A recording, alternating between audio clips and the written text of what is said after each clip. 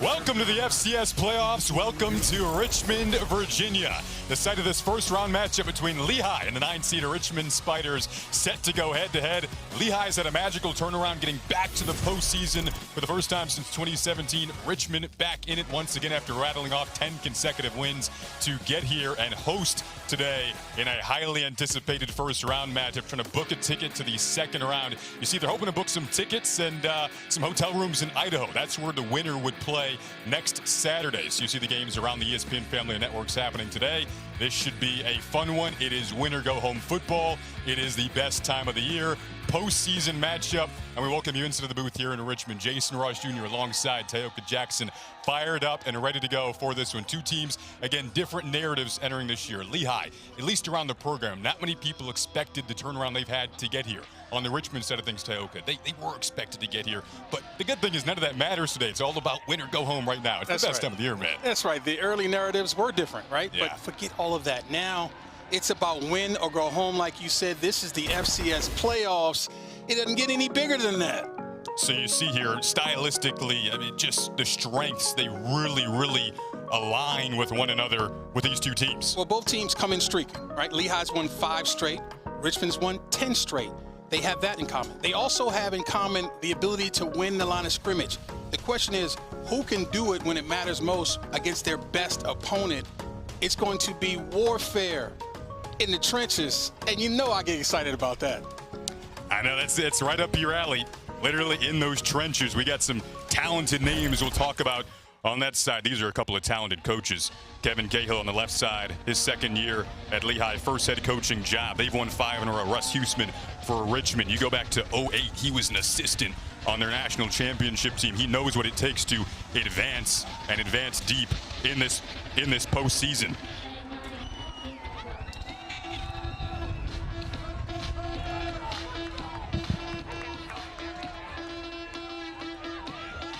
Again, Richmond has won 10 in a row. Lehigh's won 5 in a row.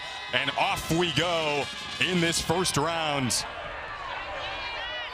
Kwanye Vini will take this out to the 15, cut down a Lehigh special teams unit that's been good throughout the course of the season. And Richmond will get the opening possession offensively today. And then this narrative coming in with both of these teams has been so fun throughout the course of the year. With both groups, we've seen multiple quarterbacks played throughout the course of the year. Camden Coleman is unbeaten as a starter this year for Richmond, and he will come out as the starter today. We've also seen Kyle Wickersham, who started the first 3 for the Spiders. But Camden Coleman, the efficiency has been a key element of his success. And they go to the air on the first play of the game, connecting with Landon Ellis, his top target in the passing game. Gets out just past the 20-yard line for this 9-seed Richmond group. And the offense was electric in their last win over William and Mary. 27-0 shutout victory. Lost their first 2 to Virginia and Wofford. Then buckled down and ripped off 10 in a row to host once again this year. To the ground for the first time today, and on the Lehigh defensive line, they feel slowing down this run game is going to be such a key element of success today. Matt Spatney, their key guy down low, he talked about that with us earlier this week. Well, there's no question about it, and he's one of my impact players. But first, Richmond staff did not quite know what they were getting in the Wagner transfer, Palmer Smith, but after nearly 1,300 yards and 13 touchdowns, they figured it out. And we talked about Spatney, leads the FCS players in sacks per game, but he's got some extra motivation because the number 2 guy in that stat is on the other sidelines, Jeremiah Grant. We'll talk about that in a little bit. Zach Palmer Smith, they call him ZPS, first 1,000-yard rusher since 2015 for Richmond. Coleman well protected that time. Good pocket, has a completion over to the sideline. And it is Ellis once again, his second grab. They like Landon Ellis. He's 6'2", 185 pounds. That's his second grab, like you said, already in this game and in this drive. He's the type of guy that gives this offense the balance they need. This is a running football team, but when you can throw it early in downs, that'll loosen up this defense and get this running game going. First down of the game. officials come together prior to this snap. Looks like there is a flag down on the field. Delay a game. This defense using disconcerting signals, 0. 5-yard penalty, first down. Well, that's T.J. Burke, the nose guard, and usually what that means is you got a nose guard who's trying to simulate the snap. He's trying to get the offense to jump by saying something really hard and fast to make it sound like the quarterback snap count. Got caught with his hand in cookie jar that time. Hole opens up, first big hole in the running game of the day for the Spiders, pushing the pile out near the 50, still moving Rags into Lehigh territory and not done yet. Now that's the running game, and there's very rarely any lost yardage for ZPS. You see him here moving the pile a long ways. We talked about the warfare that's going on up front. These two teams are very physical, and we talked to ZPS during the week, and man, I felt a quiet confidence from this guy, and I understand because he's got a really big offensive line, a lot of veteran guys. He's been able to be explosive against every opponent. Shouldn't be any different today. Trying to cut right back into the teeth of that Lehigh defensive line again. First 1,000-yard rusher since 2015 for Richmond. It's got a patience, a hard hat mentality, transferred from Wagner where he wasn't winning a lot. So he's been really thankful for the winning position he's in and being on a stage like this trying to advance their season. And I asked him about that. I said, did you come here as a hungry football team, because a football player, because you was, sharing snaps? He said, I'm hungry, it doesn't matter. I'm hungry every single day. Yeah. Very impressive kid. Sounds like us after the game. Right. Throw right near the sticks. We'll see where they mark the forward progress here. It's about a yard short. And they let Ellis again, his third catch on this opening drive. He's a long strider. This guy eats up grass. Official timeout for a defensive injury. Eats up grass with that long stride. We talked about him being 6'2".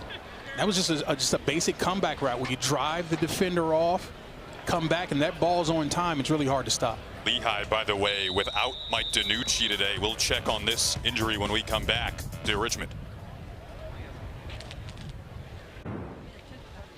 Both sidelines taking a knee right now for Matt Spatney, who is down on the field for Lehigh. He has had an incredible season. Incredible to say the least. 11.5 sacks. We talked to him earlier this week. Just a great kid. Great mentality. Was amped up for this game today. They took his helmet off. Well, his face mask. They took his face mask off. Helmet's on. At least it was. And they're trying to stabilize him, Jason. And that, yeah, I mean, not a whole lot you can say. They brought out the stretcher here. And so look at the left side of your screen. It's a hit on the quarterback. And so, yeah, listen, I know what that is. I know what that looks like anyway. This is the part of the game where we're trying to get the face mask and the head out of the game as much as possible. But that doesn't tell us exactly what he's feeling and what he's going through, so there's no need to speculate. It's just all the young players watching, when you come in, you want to, as much as you possibly can, get your shoulder into contact. Try to keep your face mask and helmet out of it. As a player back in my day, in the 80s and 90s, we were taught to hit with our face mask. But we now understand that, that type of stuff is what saves the game, is to get your head out of it. Just hate to see that happen right now. Helping support Matt Spatney right now down on the field again. Went down after that last play and are now preparing to get him on the stretcher. Guy who learned the game from his dad growing up, and such a wonderful conversation with him earlier this week. Very sad to be seeing this right now. No surprise he was getting to the quarterback early either. And this guy's outstanding. Heart and soul player of this Lehigh defense, of this team, a leader. Approaches the game each and every day in such a professional, great way. Loves this program.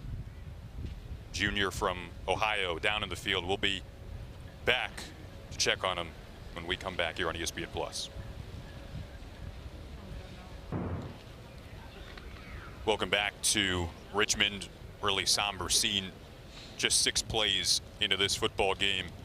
Matt Spatney going down and pretty quickly brought out the stretcher onto the field. See both sidelines down on a knee.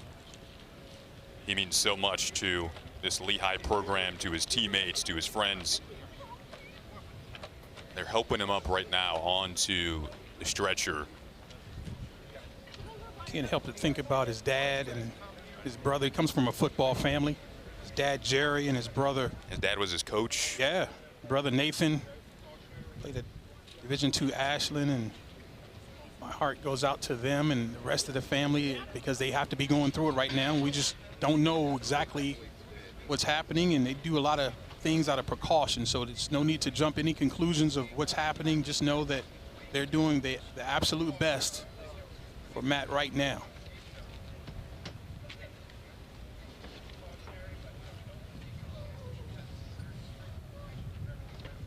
Love to show respect, sportsmanship from visiting Lehigh team on their knees in solidarity with, of course, Richmond. There's a brotherhood amongst all football players, Jason. It's a big old fraternity. Obviously, both teams came to compete, but there's a commonality of brotherhood when you play college football.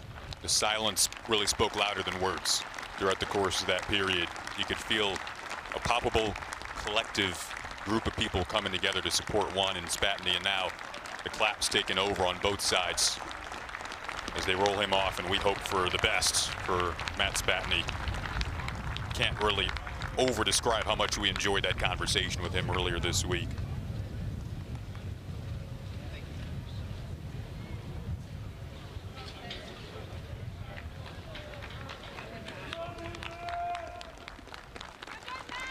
When people yell out, "We love you, Matt." Yep. It just shows the type of player and person he is and how much this university has come to become fond of Matt Spatney.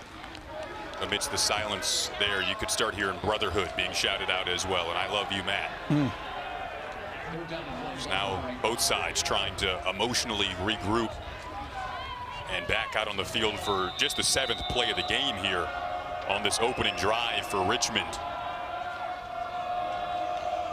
They rallied up 49 yards so far on this move down the field. A lot of those coming on the legs of Zach Palmer-Smith as they go right back to their bread and butter, picking up 5 more that time. And the thing was, look how many yards after contact, Jason. We talked to the head coach, Russ Huseman, and he said, you know, we have to be great at eliminating the yak yards. Yards after contact, they thrive on creating bonus yards through broken tackles and pushing the pile.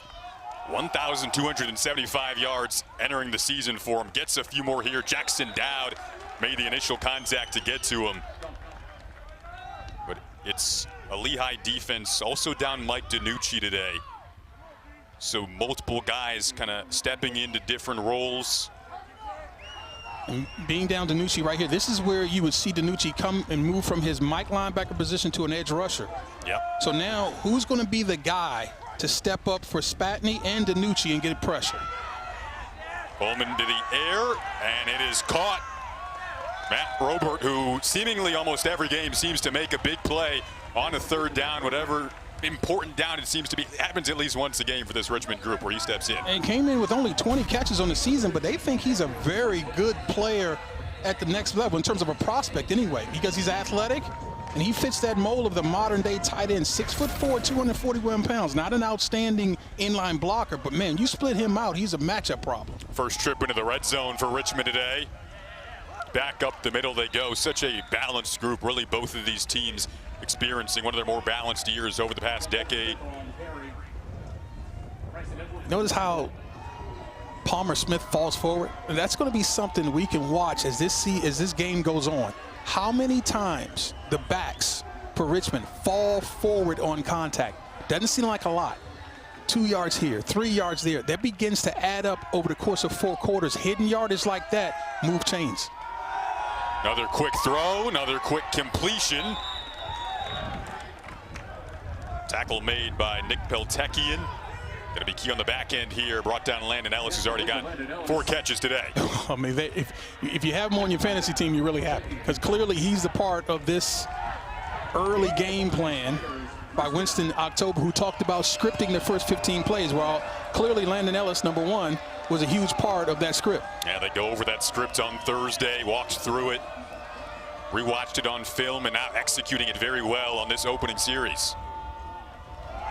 Back to the grounds, and just short of what would have been his 14th touchdown of the season. Zach Palmer-Smith goes down at the 1. They're knocking on the door now on this home field. So this red zone area has not been extremely kind to Richmond offensively. They're only scoring touchdowns on 83% of their drives inside the 20-yard line. So the question is, can Lehigh keep this vaunted running game outside the end zone?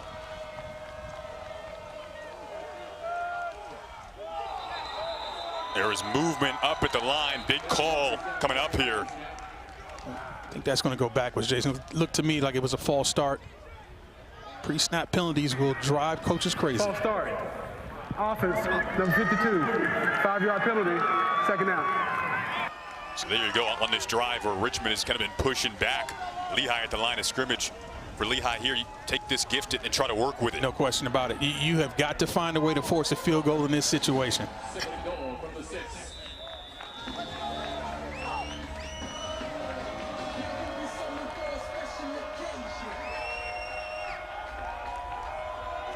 CAA champs, Richmond taking on the Patriot League champs, Lehigh. In this first round matchup, first trip into the red zone for either team, which turned into a lengthy opening drive engineered by Camden Coleman. You see Richmond's Spiders in the shotgun, but they got big people personnel. See there's a timeout by Richmond.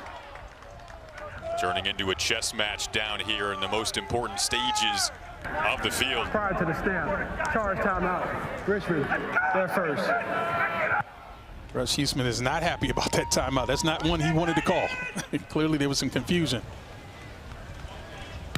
30-second timeout. In that situation, Jason, you had 3 tight ends in the game, one of them being an offensive line, because so that it is a heavy run personnel, even though they're in the shotgun. It's going to be interesting to see if they keep that personnel grouping. And in what, now that Lehigh has seen the alignment, has seen the personnel group, how do you adjust off of that in what usually is a heavy run situation for Richmond? And there's the change. Now they come with different personnel. So now they've got 11 personnel. 1 tight end, 1 back, and 3 wide receivers. They've opened up the formation.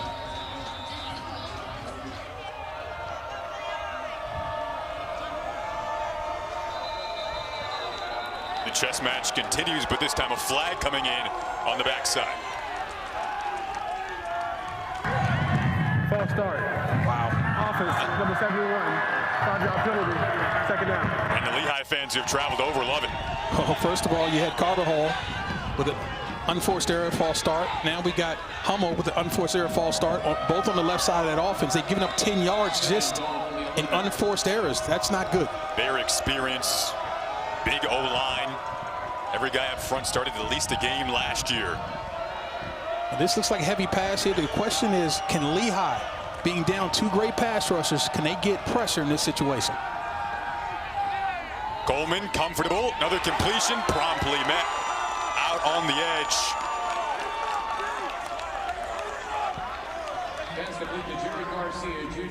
Great Jerry job. Garcia made the grab, but this Lehigh team, they worked on tackling in the offseason, actually did a presentation restructuring their philosophy of tackling. That was something they wanted and needed to get better at from the 2-9 season a year ago. No question about it. And that's Tyler Ohoski playing zone coverage, seeing the ball being thrown, rallying up to make a really good tackle in the open field. And again, no extra yardage after contact. That's exactly what you want for your Lehigh defense. 3rd down, huge play in this series.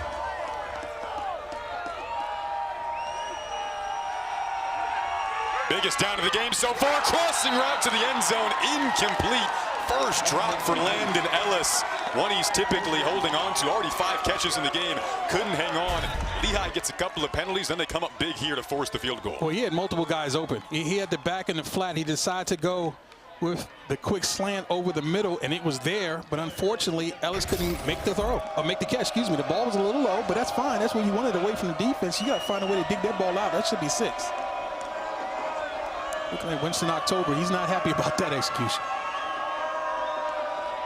Well, the field goal attempts from O'Hare is good. So the freshman from Ireland who played Gaelic football in Ireland, his coaches in Ireland sent emails to Richmond kind of advertising for him a little bit. Made the trip over the Atlantic and gets the first points on the board today. So the early takeaway there is Richmond offensively is continuing to not be the most efficient team in the red zone. Over half of their trips into the red zone have finished, or excuse me, over half or nearly half of their trips into the red zone have finished with field goals, and that's not good. I mean, you got to be able to get the ball into the end zone when you make the most important and toughest part of driving it between the 20s. So that's going to be a storyline we're going to have to watch the entire game. Red zone efficiency for both offenses and obviously the defense's ability to keep the offense out of the end zone. Will McManus will kick it off for Richmond. Logan Galetta and Jaden Green back to return for Lehigh. Pretty windy day here in Richmond. Ball comes off the tee. McManus will reset it for this Richmond group that has had strong starts this year. Lehigh in particular has had excellent first halves. We're wondering what would budge early, down low on the goal line. An emotional opening drive. Lehigh losing Matt Spatney. Praying and hoping for the best for Spatney. Their goal line stand keeps it a 3-0 game, and Galetta will look for that outer edge. Gets brought down over on the sideline, and now Lehigh, for the first time after a lengthy opening drive, their defense comes up big at the tail end of it, holding Richmond at 3. The offense now trots out for the first time. Their QB Hayden Johnson wasn't the starter to begin the season. Dante Perry was. He started the first 9, went down in the Holy Cross game. Hayden Johnson, even when he wasn't the starter, though, would come in typically beginning in the second series. This is the freshman who grew up 90 minutes away from campus in Lancaster, PA. And he's done an excellent job over the last couple of weeks, especially in their win in the rivalry over Lafayette a week ago. Was the MVP of that game. He'll throw it on the first play offensively for Lehigh. Incomplete there. But it's an offense, again, much like we talk about the similarities in this game. For Richmond, they like to establish the ground game. 3 really good backs in Yoder and Crossley and Green. What's your keys early for this Lehigh offense? Well, first of all, I like the idea of throwing the ball early on first down, but Matthew Traynor hated that idea because he made a great job of picking it up. But look, Jeffrey J. Mill is the Mountain Hawks' top receiver and a security blanket for this freshman quarterback. Nice job there, though. Rolls out again and has the completion right on cue. There's your guy. Well, we talked to Hayden Johnson. We asked him, who is his security blanket? He said J-Mill. And this is the guy he looks for. Does a great job of getting out on the edge of the defense. And that's a nice throw right over the low part of the defense, but not too far so that the back defender could come and make a play. Dropped it right in the bucket. Gain of 13. Again, a part of the 2-9 to potential chance of the 9th win today. Turnaround. They felt like they were pressing to use J-Mill a season ago. This year they feel like they've just blended him into the fold so well in this offensive scheme. There's that straight line running that we're going to expect to see today out of Luke Yoder, their leading rusher. With a big day, he could potentially hit a 1,000-yard season at 888 yards entering this one. No question about it. Very physical player, but he's also got some speed. They talk, all 3 of their backs have hit the 20-mile-an-hour. They call it the 20-mile-an-hour club. Yep. So they've hit the 20-mile-an-hour. All 3 of them are in the 20-mile-an-hour. That's right. I don't run 20 miles an hour. I barely drive that fast, but they've got 3 backs who are very physical, who can still hit top-end speed. We drove to the game together today. I think you could drive that fast. Don't tell anybody. They go back to the ground, back to Yoder. Hayden Johnson told us this guy just doesn't get tackled easily, much like Zachary Palmer-Smith on the other side. You see Yoder, he does not go down easily. Yeah, they talked about his improvement in the offseason. Really did a great job and worked on his body.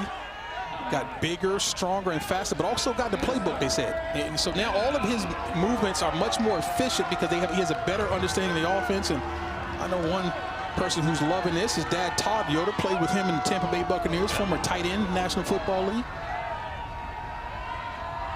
Hayden Johnson, the freshman in his first playoff game, has had a good start to this one. The keeper here and able to use his elusiveness. He's more mobile than people think. That can jump out on the film to you. What I liked about that mostly is that they got him in a third and short situation, Jason. See, when you're that efficient on first and second down, you can set up third downs. The playbook really becomes wide open for you, and that's just really smart. You saw the tackle crash down on his back. He pulls the ball out and runs right through an open hole. And just assignment football is what option football is for defenses, but also for the trigger man as well. Hayden Johnson was 11 years old the last time Lehigh was in the playoffs. And he's looking pretty comfortable in his first playoff series. Able to go back to Jameel and get that yards after catch. Also been a key element of how he's racked up over 500 yards receiving on the season. Yeah, they get it to Jameel in different ways. That time it's a bubble screen. And so now when you run the bubble screen, you're relying on your fellow receivers to block for you. And Mason Humphrey did a great job of blocking the outside defender. The replacing defender was a little late. And Jameel was able to get up the field and get close to a first down. 5 straight wins for this Lehigh team. Last 2, they've scored 35 or more. Very quickly knocking on the door of the red zone on their opening drive. Moving with a lot of confidence right now. Seam run, that is intercepted. Picked off and heading back the opposite direction. A cutback, and the first turnover of the game will go to Jabril Hayes, their key leader on the back end. It's his 4th INT of the season. They call him the smooth jazz guy. Even in these hectic situations, he stays calm and rides the jazz. The emotional communicator makes a huge play for this Richmond defense. That ball placement is bad, but the hands of the DB is good. Big turnover for Richmond.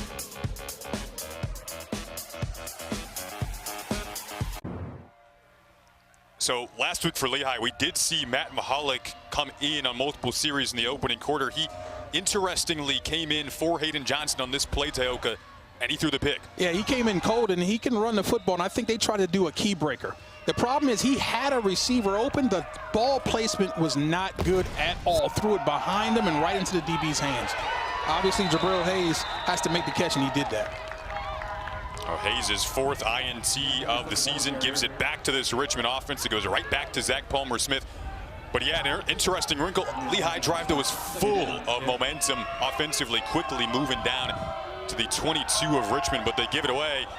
And now Richmond back to the air. That quick defense of Lehigh on display out of the edge. Jordan Adderley, it was academic All-Patriot League. Really cool story off the field as well. Georgia native came over to make the play there defensively against Landon Ellis. Well, they're going to have to find out how many, what is the career high for catches for Landon Ellis, because he is threatening it right now. They talked about his unbelievable upside. They think once the light bulb truly turns on for this guy, he's going to be a star. Coleman back to the air as a target, he does. Down the sideline, it's Ellis again. I think he heard you, Teoka, just slipping in behind the defense, and Lehigh told us we can't get beat over top today.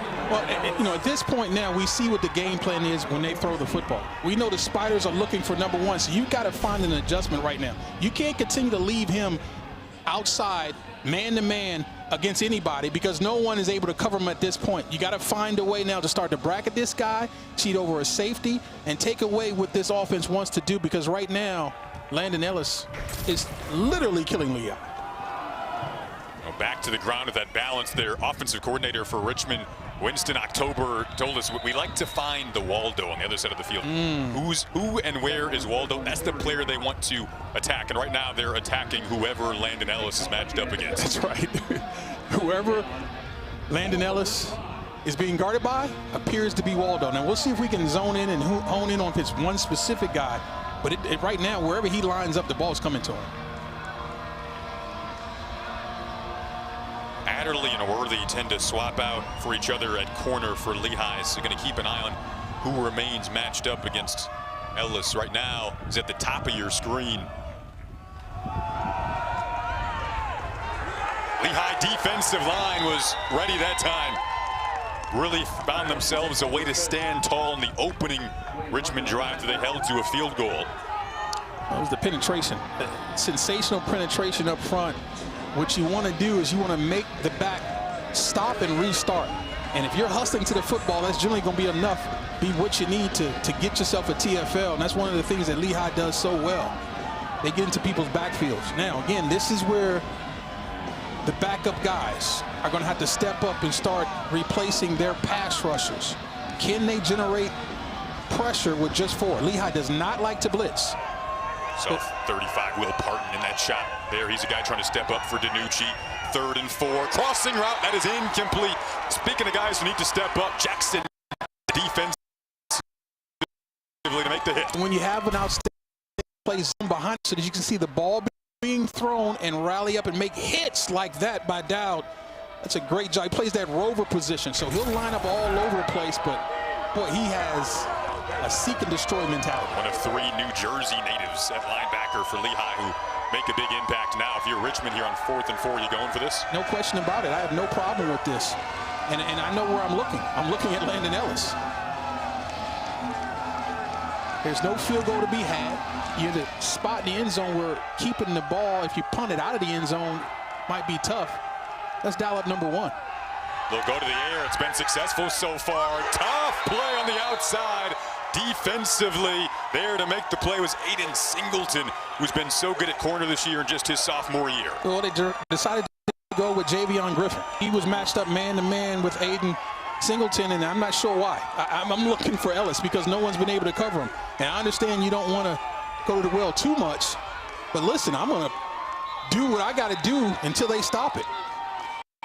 5 games here for the Lehigh defense, only allowing 12.6 points per game. Saw the first 6 there. They were allowing 28 assists. A defense that's really stepped up. And how about the emotional response as well to the interception on the opening drive? So now Hayden Johnson comes in at QB again. It was Mahalik who does come in. They use his legs quite a bit. Came in through the interception. So we'll see if they stick with Hayden Johnson depending on how this drive goes.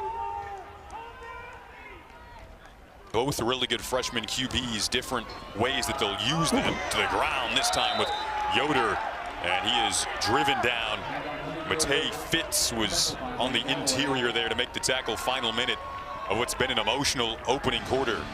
Hard hitting too. Yeah. This is what we expect. The 2 very physical football teams who believe in winning the line of scrimmage, who believe in 4-down defensive linemen and big offensive linemen controlling the game.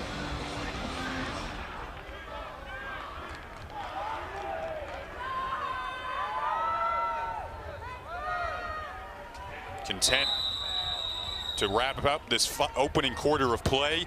3-0 Richmond leads it. Lehigh defense made a stand down near their own goal line. The 9-seed Spiders in this winter go-home playoff game on top.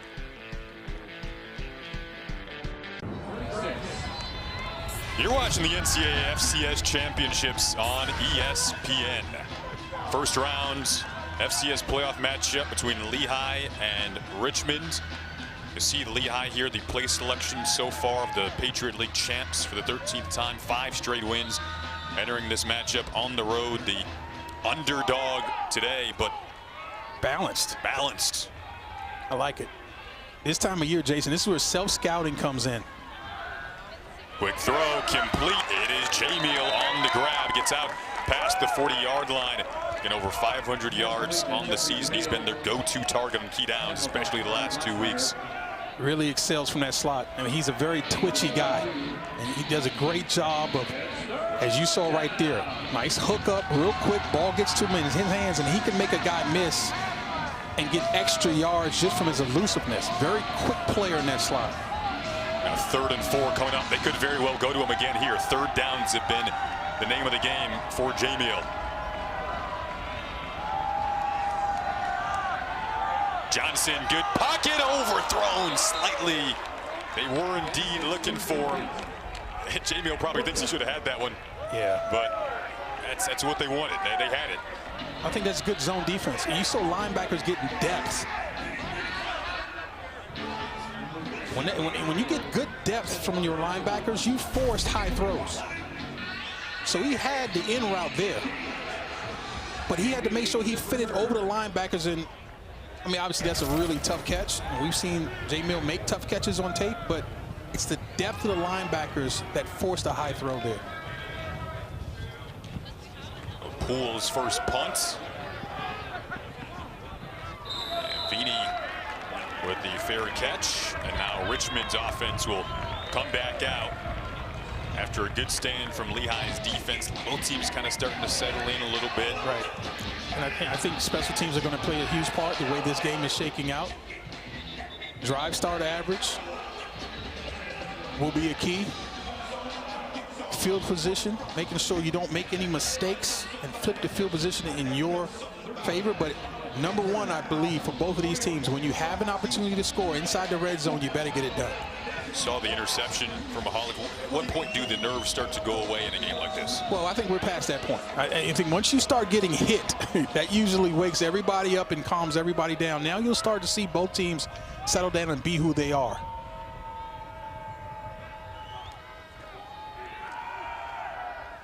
And dish it out. Yardage out on the edge. Robert, second grab. And they feel like he could be an NFL prospect. Gain of 7 there. This is a ball control offense from Richmond. They believe in possessing the football. They believe in moving the chains.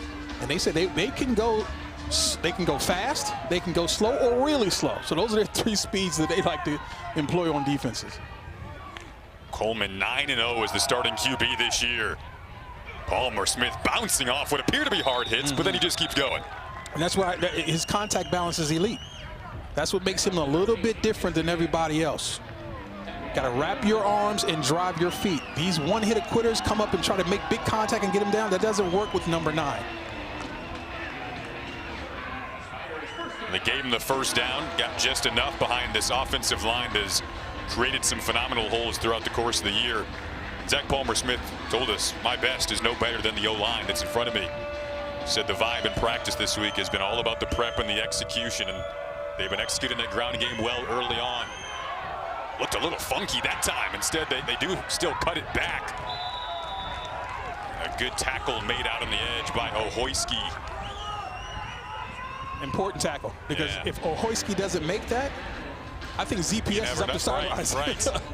It looked like that initially on kind of a funky exchange, then the cutback, but might have had some space if Ohoyski wasn't already in there. And it's a slow developing play as well. As you see the sprint out, and now you're just trying to come back and make defenders overrun the play, but Ohoyski was having nothing of it. Did a great job of reading his keys and makes a solid tackle in the open field, forcing 3rd and 9.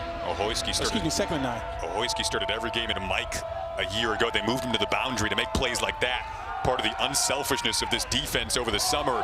Deep throw here, one-on-one matchup, trying to come back to make a play was Javion Griffin, and over on the coverage was Andrew Worthy, the Georgia native, stride for stride there.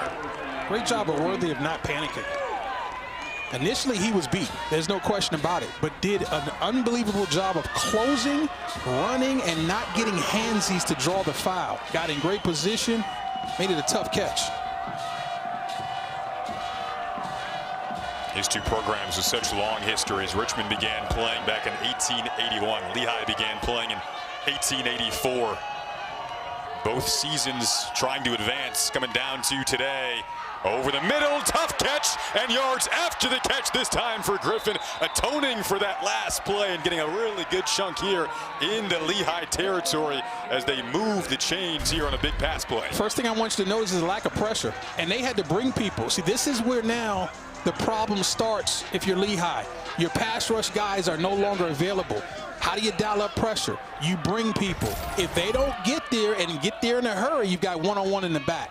Gain of 32, now back to the ground, back to Palmer Smith they go. Lunging ahead to the 31-yard line, so 3rd straight trip into Lehigh territory for Richmond. They've only come away with 3 points so far. Can they potentially add on to it on this drive here that's moving and grooving once again after the big conversion? And I think if you're Winston October, the offensive coordinator of Richmond, you're realizing what's happening here.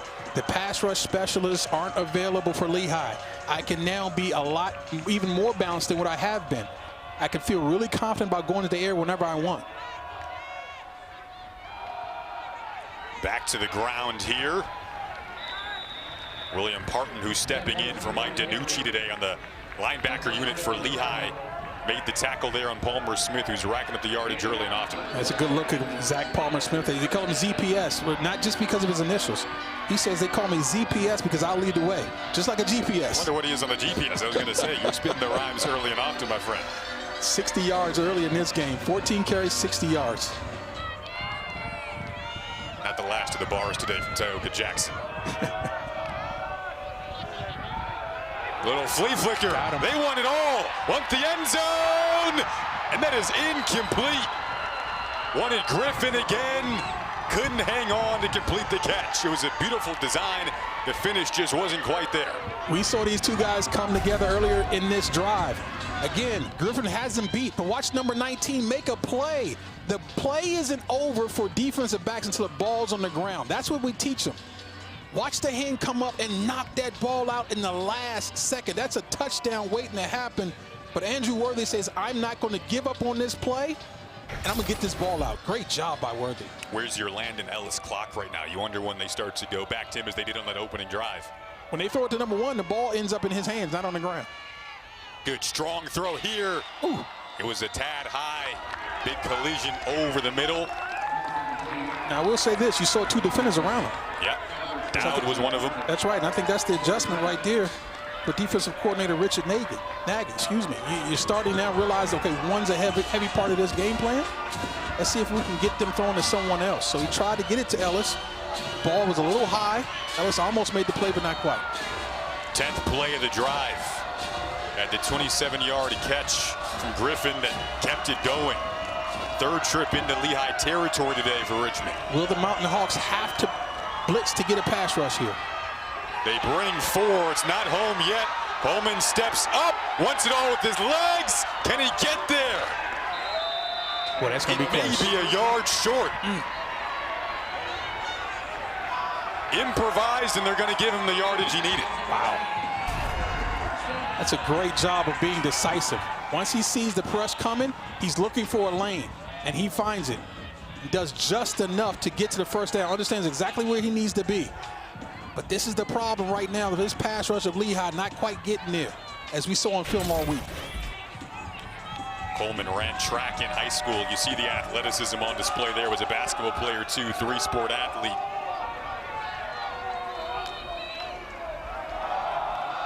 Back to the ground, into the interior of the Lehigh defense. Worthy able to finish off the tackle on Palmer Smith.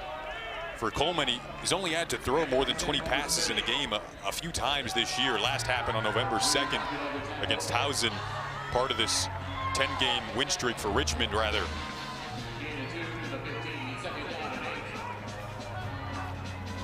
If you're Richmond, how do you find out, how do you figure it out? How do you figure out a way to get this ball across the goal line? We can't keep coming into the red zone and coming away with just field goals.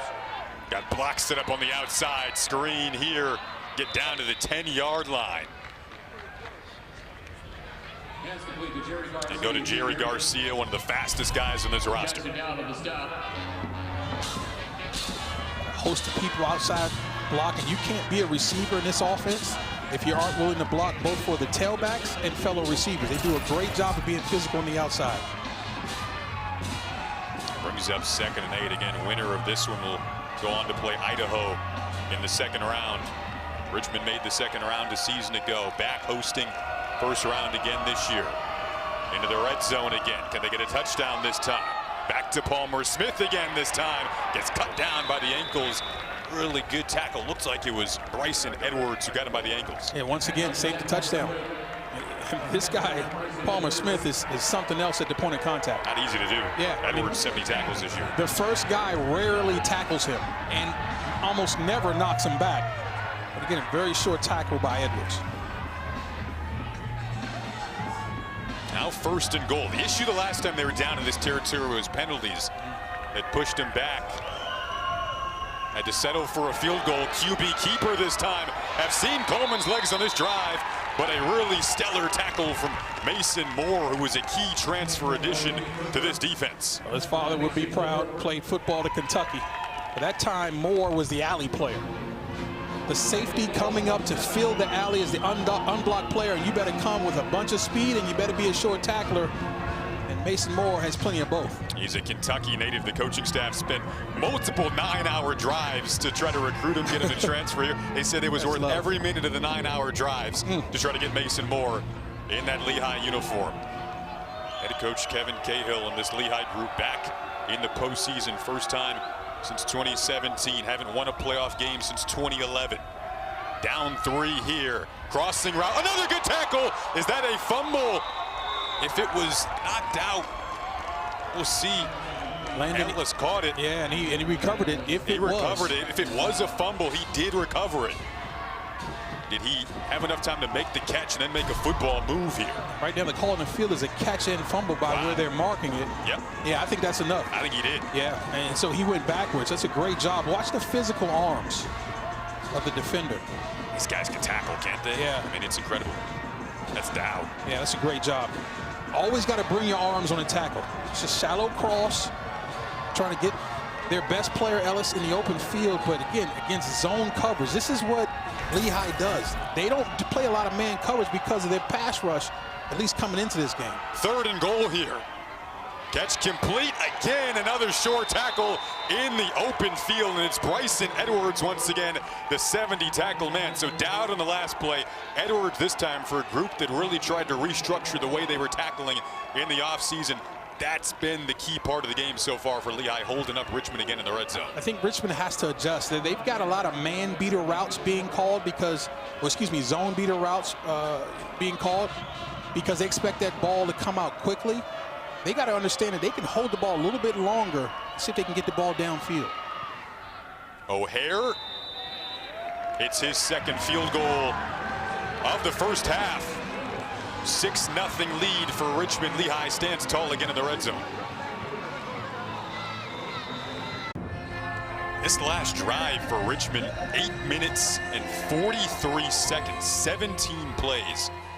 Over 70 yards there, resulted in a field goal. So at the end of the day, a little disappointed if you're the Spiders there. That much time and only coming away with 3 to keep this a 1-score game. Credit Lehigh's defense again in the red zone, standing tall. The tackling was incredible. Well, so far Lehigh has had the ball for 4 minutes and 46 seconds. You can't do a whole heck of a lot when you've had it for less than 5 minutes at this point in the game. So they've got to find a way to get first downs. And not only just to get the offense going, but they got to protect their defense. The play count is starting to...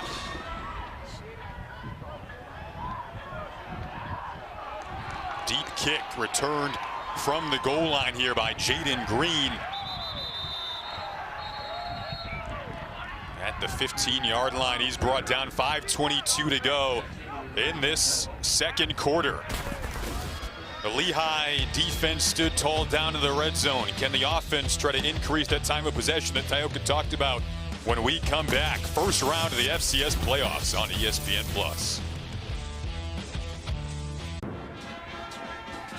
The Lehigh offense comes back out here. You see time of possession. Richmond has held the football for the vast majority of this game. It was the Lehigh opening drive that it got down to the 22 of Richmond, resulted in an interception. And they try to find a way to replicate that as they get Jamiel involved, going across the field this time, using him in different dynamic and creative ways. Well, they got to find out how to get first downs. They only have 2 first downs, Jason. That's not going to get it done. 11 first downs for Richmond. So they've got to get into a rhythm. They haven't been able to get into an offensive rhythm. Players getting a rhythm, play callers getting a rhythm. Dan Hunt, the offensive coordinator, hasn't been able to get into that rhythm because of the lack of first downs. They need a drive here. They scored 38 last week in their rivalry win over Lafayette. Resulted in the fans taking the goalpost into the river as well. Flip it out this time, trying to rediscover that offensive energy they had a week ago, going to the outside with Jaden Green, the freshman. So now it's 3rd and, yes, you can call that 3rd and medium. What do you dial up? Because again, the plays are mounting against your defense. Not only do you need to move the ball in order to score, you got to protect this defense because they'll get worn out in the second half.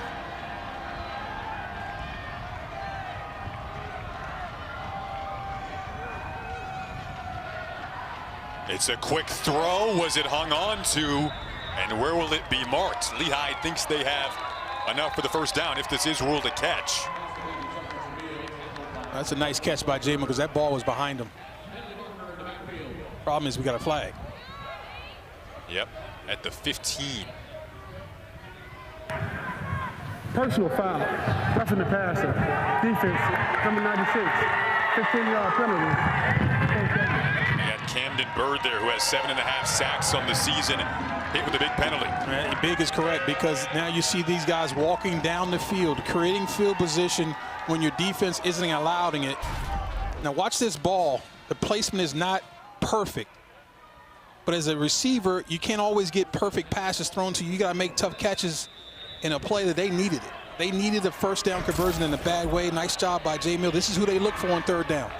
I'm doubling him on third down, no question about it.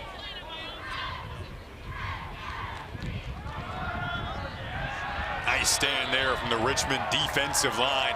Had that one read all the way. It's a D-line that hasn't had to make a lot of plays today. Matai Fitz able to make the tackle there. A guy who had 30-plus tackles on the season. 6'2", 280 pounds. You see Grant. We haven't called his name. Call Grant's name a lot. He leads the nation in sacks at 12.5. Yeah, and this is the time when he needs to show up. He's playing against a true freshman at left tackle, a backup guy. Their normal starter, Aiden Palmer, is not playing. This is when he should be able to step up and make some plays for this defense. Sammy Ayash, the freshman from Bethlehem, has taken over that left tackle spot. Nice grab there. The catch radius of these Lehigh receivers on display. Jeffrey Jamiel, once again, a guy who just lives and dies in the film room, studies so much, was so prepared for this moment. The Massachusetts native. Developed a really good chemistry with Hayden Johnson. Remember, Johnson's just a freshman. True freshman, hasn't been on campus very long, but he and J. Mill have really gotten on the same page pretty quickly. Now on that last play, Jeremiah Grant had a beautiful inside move against the freshman tackle, but the guard was there for him. So they're doing a really good job of sliding the protection to Grant. And just third start for Johnson. And his first playoff start, 3rd and 7 here. Grant's coming after him. Johnson rolls loose, throws it downfield and deep into one-on-one. Was that bobbled and somehow held on to? It was almost thrown up like a bit of a prayer, and Davino, a guy whose name hasn't been called a ton this season, the freshman, able to haul this in for 44 yards. Hasn't been called a ton. I mean, he had two catches.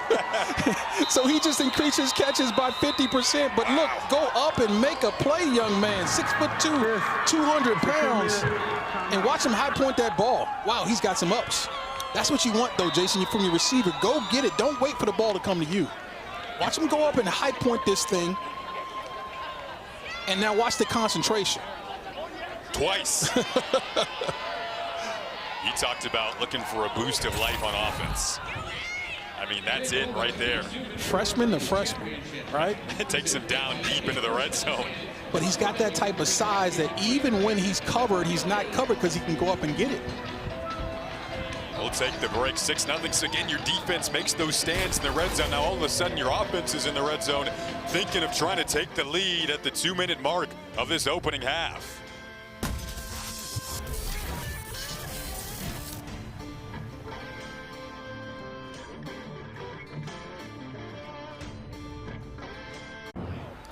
The Lehigh down inside of the red zone now.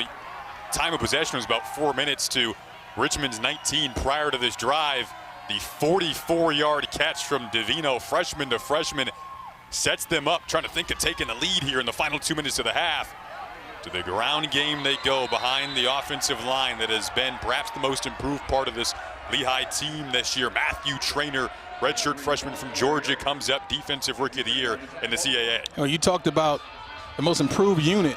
They said they're the hardest working unit as well. This offensive line they really love and they lean on because of their work ethic. They work harder than anybody else on the team, and when your offensive line is the leadership of your team, as you see center, Partizan, but when your offensive line is the leader of your team, that's a tough team. They instill their toughness throughout every unit on the team.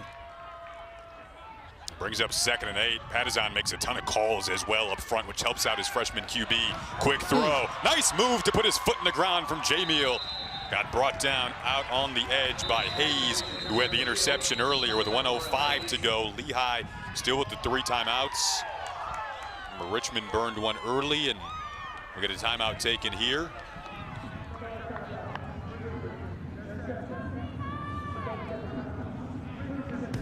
We'll take a break.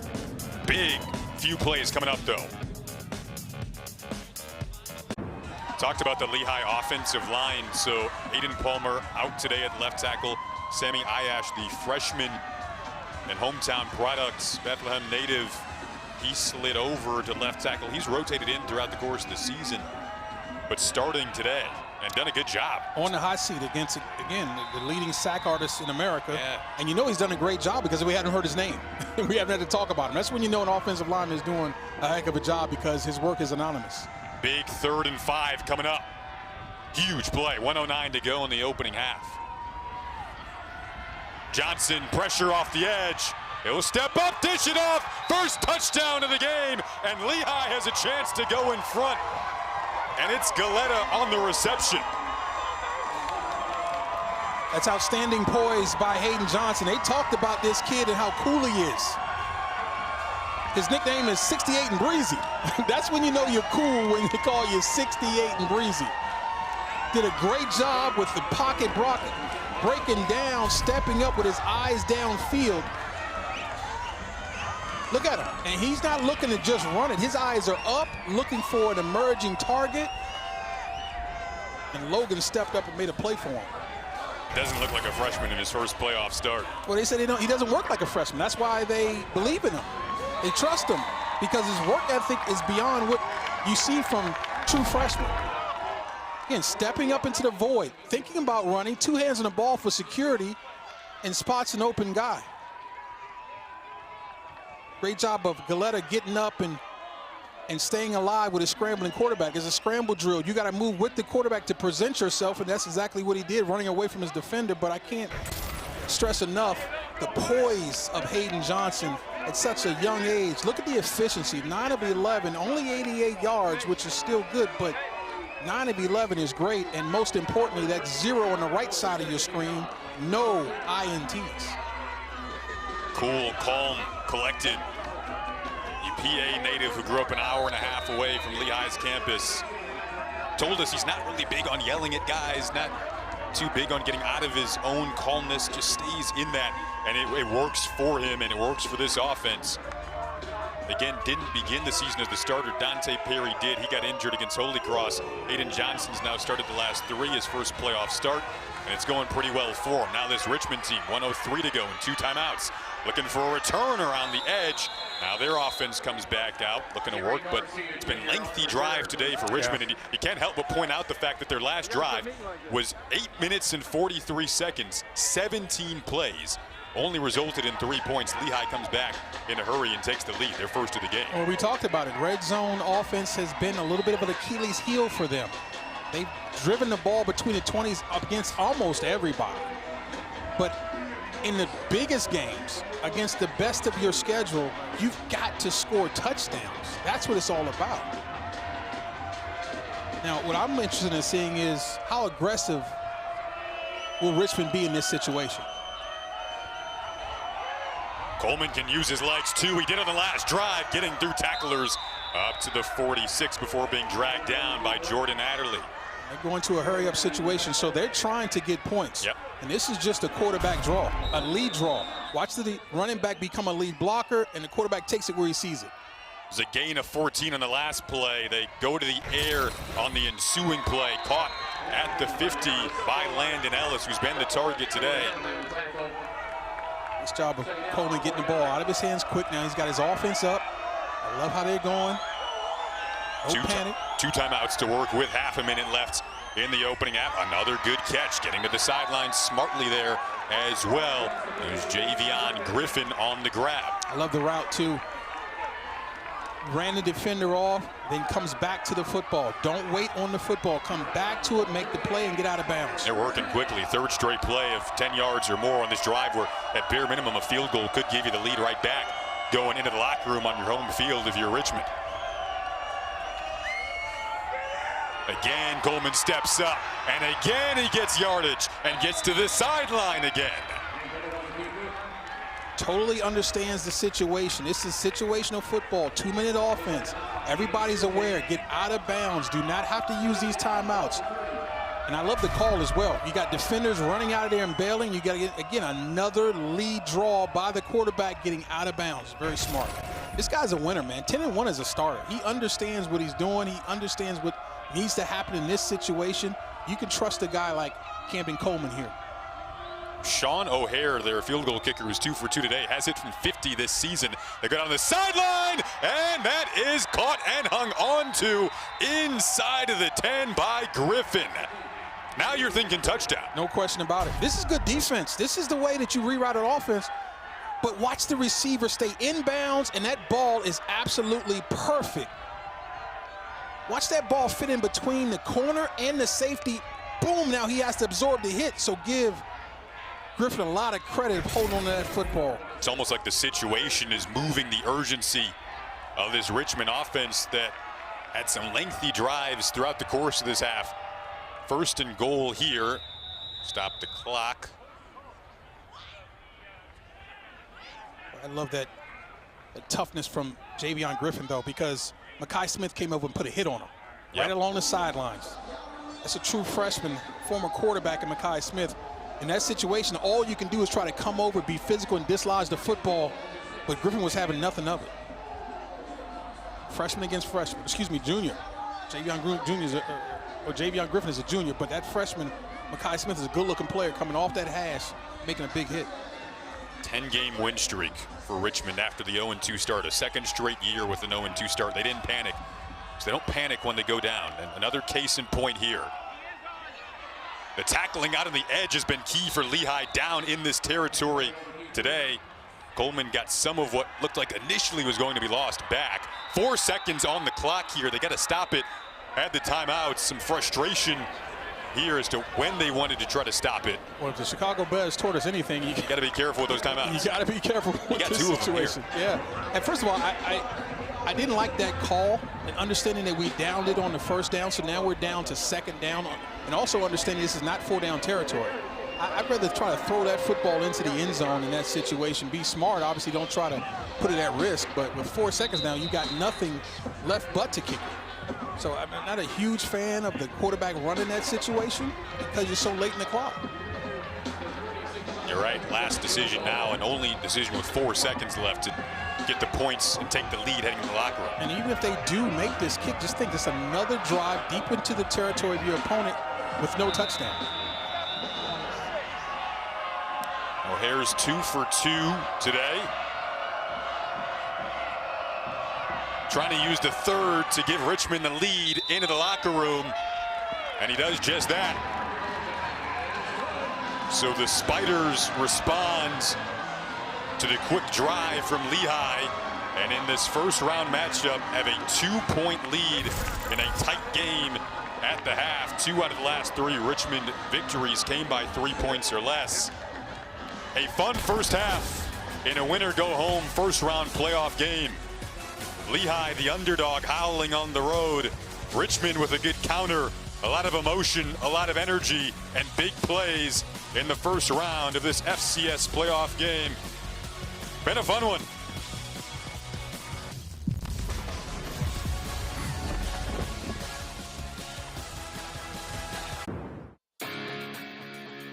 Virginia-Washington statue here in Richmond, Virginia, a 9-7 lead for the Spiders at the end of the 1st half of play. We'll be back here on ESPN Plus to break down this opening half. Welcome back to the half. 9-7, Richmond leads it. We've talked a lot about the trenches today, but one side of that battle that can be often overlooked. D linemen rack up the glory with sacks and game-changing tackles in the backfield.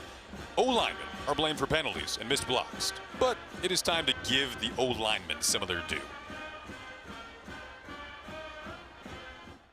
An ode to the O-line, the men in the trenches, gallant, lion-hearted, nurturing, Renaissance men, the real skill position guys. Who needs a sleek number 88 anyway? Wherefore art thou number 68? Strong as an ox, slim as a keg. To err is human, Mr. Line Judge. The defense doth protest too much. Pass rushers diverge and take the road less traveled when it comes to these earth movers.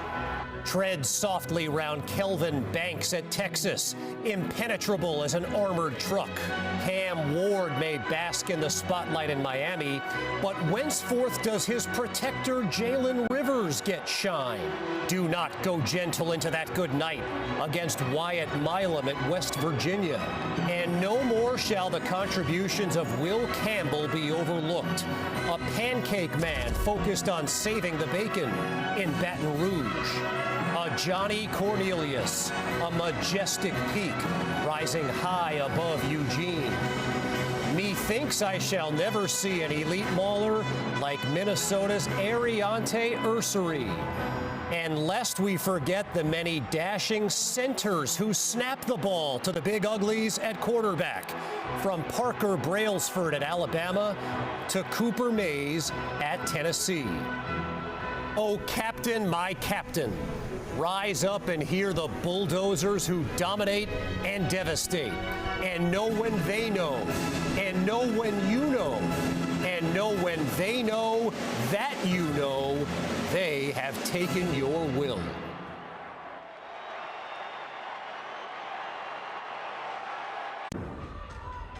Welcome you back. NCAA FCS Championships first round, Lehigh versus Richmond. The 9-seed Spiders up by 2 after their field goal, one of 3 in the opening half. And Lehigh, that late scoring drive to take a 7-6 lead. Richmond responds. Been a really fun game, an emotional matchup to this point. That opening series, Matt Spatney, one of the heart and soul pieces for Lehigh, went down, was taken off the field on a stretcher. We have a positive update there that he was taken to the hospital out of precautionary measures, is now alert and has movement of his extremities. So that is really, really a positive update. That's the best news I've heard all day. Yeah, absolutely. Absolutely.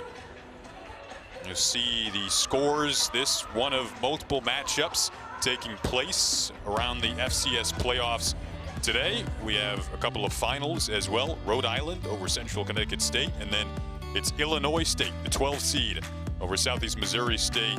UT Martin against New Hampshire. You know, we'll be at Montana State next week. UT Martin and New Hampshire are vying for a place in Bozeman next week. So just the start of a very fun day that's going to take you into the night. That late one, Tennessee State and Montana. Later today, you see Northern Arizona, Albion Christian as well. Drake and Tarleton State. Got some underdogs howling here too. This is interesting. Congratulations, Illinois State and Rhode Island are punching their ticket. I mean, this is that time of year. All you have to do is survive and advance. You got to remember, FCS has been doing this forever, folks. This is what they do. They've always determined their champion on the field. Obviously, the big boys have now gotten around to it, but you got to give credit to the FCS. They've been doing it for a long time. It's such a fun time of the year. So these teams are vying for a spot against Idaho next week. That's December 7th. Would be a 9 p.m. Eastern time start next week. So you see Idaho's resume for Richmond and Lehigh fans to know what they'll potentially be going up against next week. 9-3 on the season. The Vandals trying to get out to the Kibbe Dome. You've been out there. I have, and they've got an outstanding freshman wide receiver, Mark Hamper, who's a Jerry Rice candidate, freshman of the year in the FCS, and he's their leading receiver, a terrific player, 858 yards, 5 touchdowns, and got a really good quarterback too in Giovanni McCoy. So they got a great combination. He's just a young sophomore. In fact, junior, he won it 2 years ago, the Jerry Rice Award. So they got a really good combination there.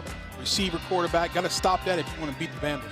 So again, winner of our game heads to Idaho next week to take on the Idaho Vandals, 8 seed. That game will be at 9 p.m. Eastern on ESPN+. Really a fun day of postseason football just getting started. We have the pleasure to be here in Richmond for what should be an excellent second half. Welcome back to Richmond, Virginia. Welcome back to the FCS playoffs. Jason Ross Jr., Tioka Jackson, 2 teams entering today on winning streaks. Lehigh, 5 in a row. Richmond, 10 in a row. After their 0-2 start, trying to get back to the second round. The highlights of the opening half, Tioka, a lengthy first drive for Richmond that didn't result in a touchdown. That was kind of the narrative of the opening half. Yeah, almost just didn't finish. I think that should be the theme for Richmond in the halftime. We have to finish, guys. We've got almost 5 times more rushing yards. We've got more than double the time of possession, more than double the total yards, but yet we're only up by 2 points because we're not finishing drives. This was the big 44-yard catch from Davino, just his third catch of the year that set this up. And just a great job by your young freshman quarterback of keeping his poise and his eyes downfield and finding an open man. Nice job by Hayden Johnson. And we talked about that beautiful throw right there by Camden Coleman. But again, can't finish except for with field goals. That's what's kept it not only a one-possession game, but a 2-point game. Yeah, and again, if I'm the Spiders, I'm saying I'm dominating. Look at the statistics. I'm dominating Lehigh, and yet this score is within a field goal. So we have to find a way to finish drives inside the end zone. And if you're Lehigh, you're saying more of the same. Keep doing what you're doing. We're hanging in there on the road in a tough place to play against a really good football team. We'll find a way to win it in the end. Just keep playing at the highest level. And let's not forget about Matt Spatney. Let's continue to play for him. On this Lehigh side, again, coming in their first postseason game since 2017. Haven't won a playoff game since 2011.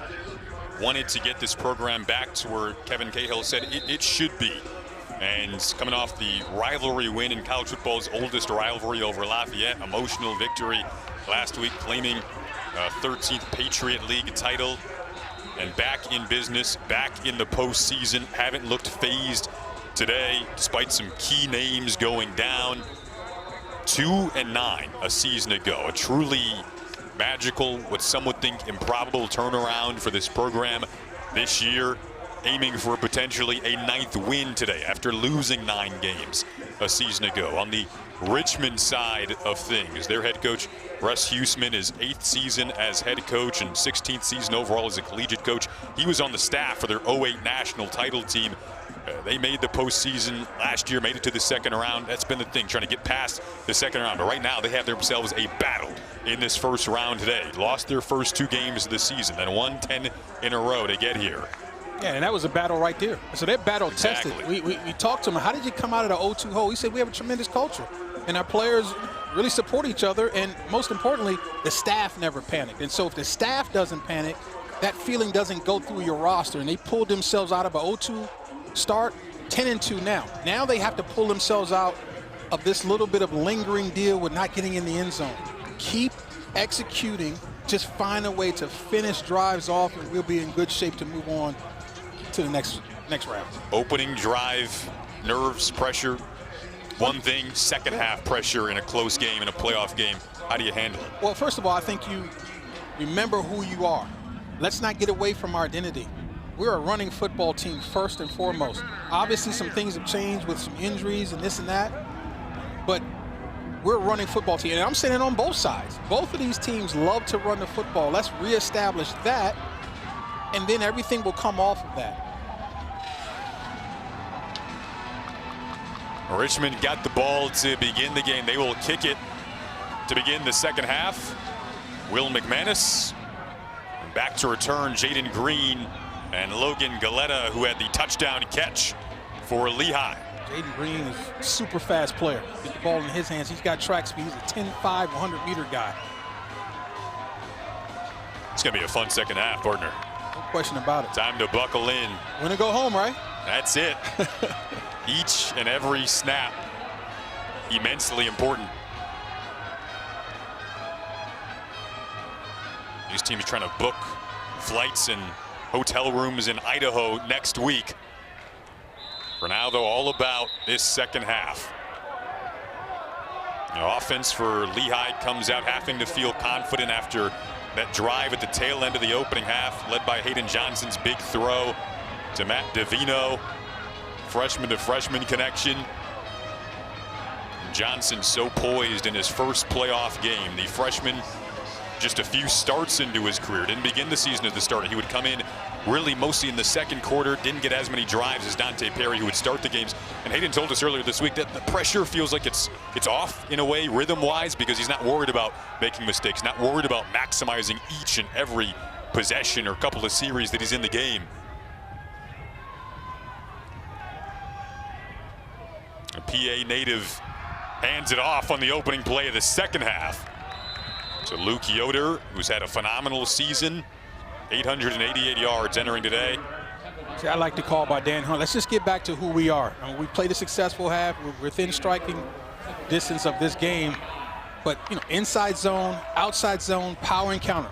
Those are our 4 core runs. Let's get that going, and then that allow our young freshman quarterback to feel good about play action pass and get on the move. And Johnson, 9 of 11 passing, 88 yards, and the touchdown in that opening half.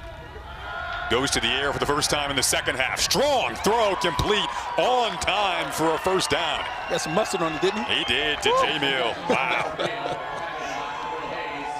Jeffrey J-Mill continues to show that he is excellent against zone coverage. Watch him find the soft point in this zone, and that ball is on time and on target. When the route is perfect and the throw is perfect, it's truly indefensible. I don't care what type of secondary coverage you're running. 53 catches on the season now for J-Mill with his 7th of the day. Handed off, big hole opens up, one of the biggest of the day, and they breach Spider territory. Luke Yoder showcasing the footwork on a gain of 12. It's interesting that, you know, Justin Wood, the defensive coordinator at Richmond, says they are on offense like we are on defense. We don't try to trick anybody, okay? And so Lehigh's not trying to trick people. That's inside zone. That's one of the most basic runs in football. Inside zone, where you got your offensive line, zone block on the inside. If a defender showed up on a track, you take them. And you let your running back take it where he sees it. Well, Matt Mahalik comes into the game here. Tend to see this for Lehigh. They'll bring him in typically using his legs. They do that here. In the small town of Palmerton, PA, population 5,616, athletic freshman QB. Yeah, this is starting to shape up as an identity drive for Lehigh. The last time we saw Mahalik, he came in and did a key breaker. He threw the football, right? And I understand this is the time of year where you do a lot of self-scouting and you break keys. But right now, with a tight ball game on the road, cold weather, you get back to grinding. That's who this team is.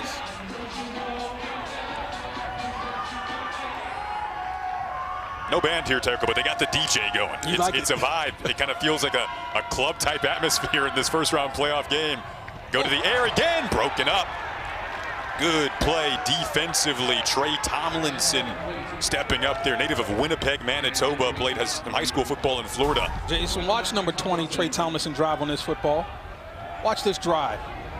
He ran the route for the receiver. He's right there to catch that ball as well as Mason Humphrey is. That ball's got to come out a little bit quicker, and Humphrey has got to snap that right off a little bit flatter to undercut Tomlinson, because he could have caught that and gone the other way. See how good Lehigh has been on third down. This time it's 3rd and 9, though. Tough proposition on the road. 4 or 5 on 3rd down today. Johnson scoots out. Johnson goes down for the first time today. Well, we talked about not calling Jeremiah Grant's name very much, but I promise you he makes that play by setting the edge. Watch the left of your screen. Look at Thomason get outside and hold up the quarterback. Aiden Johnson wants to continue to drift outside and buy time, but he can't because Grant gets up the field, and here comes the cavalry. Multiple players coming in, Wayne Galloway being the first to get the sack. Wanye Vini back to return this punt.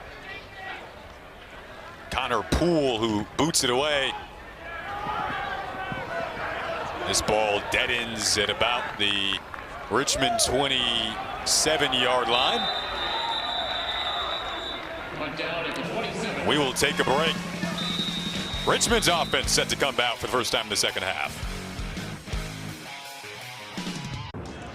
Russ Huseman in his 8th year as head coach of the Spiders. You see where he ranks among all-time wins for Richmond head coaches.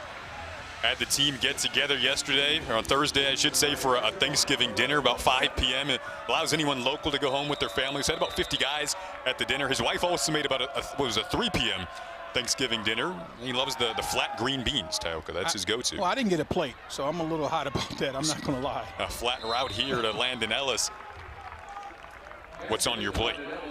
Oh, my favorite. First of all, if it's Thanksgiving, you got to have cornbread stuff. And I don't care what the protein is. Obviously, I love a little turkey, turkey leg or a wing. I'm that guy. I'm a dark meat guy. But You got to have the cornbread dressing, man, with some gravy on it. I don't care if it's giblet gravy or turkey gravy, brown, something brown, wet on that stuffing. You were talking with defensive lineman Jeremiah Grant for Richmond. He told you no carbs after 1 p.m. anymore. I was a little disappointed. No carbs after 1 p.m. Switch it. But no, he's leaned up really well, and it's showing up in his stats. And Coleman pulls that. He'll throw it to the sideline. Contested grab, incomplete, they're going to say, for Griffin. Did not hang on. Lehigh sideline felt pretty strongly about that. And Griffin saying, I got that. So it's going to be interesting to see if we can get a look at that, because that was very close. And that's a big play, because now you're looking at 3rd and 6. And Lehigh can immediately get off this field if they can find a way to keep it. Let's take a look at this. Oh, yeah, that's a drop. That's the double catch. See, receivers, you never want to double catch the ball, especially when you're diving, because the ball's going to touch the ground more often than not. It's a big play, Jason. Starting to get really fun to watch these defenses lock in now. 3rd and 6. Pressure off the edge. One-on-one matchup incomplete. Had intentions again for Griffin. Remember that opening series? It was a lot of Landon Ellis. But that is going to lead to, like you said, Lehigh getting that defense right back up off the field. Well, Lehigh, I think, adjusted. The defensive coordinator, Richard Nagy, has decided to double team Landon Ellis. He's going to take Landon Ellis away, which is really smart, and force the ball to go somewhere else. And also what I'm seeing an adjustment from Nagy is that they're blitzing. They understand that their best pass rushers are not in the game anymore. They're bringing extra people, and the coverage is holding up. Nice job by Aiden Singleton. High punt, fair caught at the 30-yard line. Gonna go back to that catch. When we look at it here, this was ruled incomplete and ultimately ended up being the decider on that last series.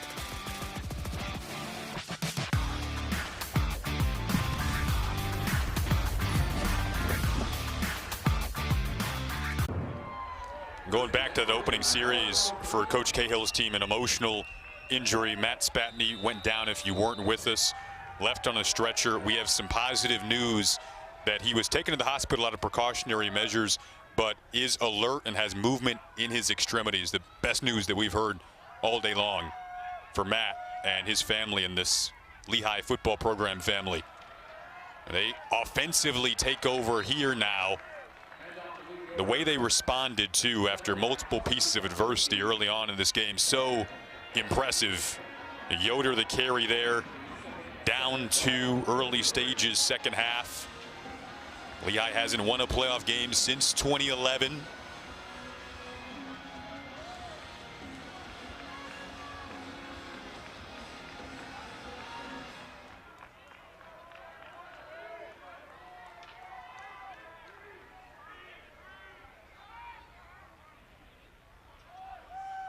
Second and 7 now for Johnson, who's delivered some strong throws today. Another one here, able to find Jamil.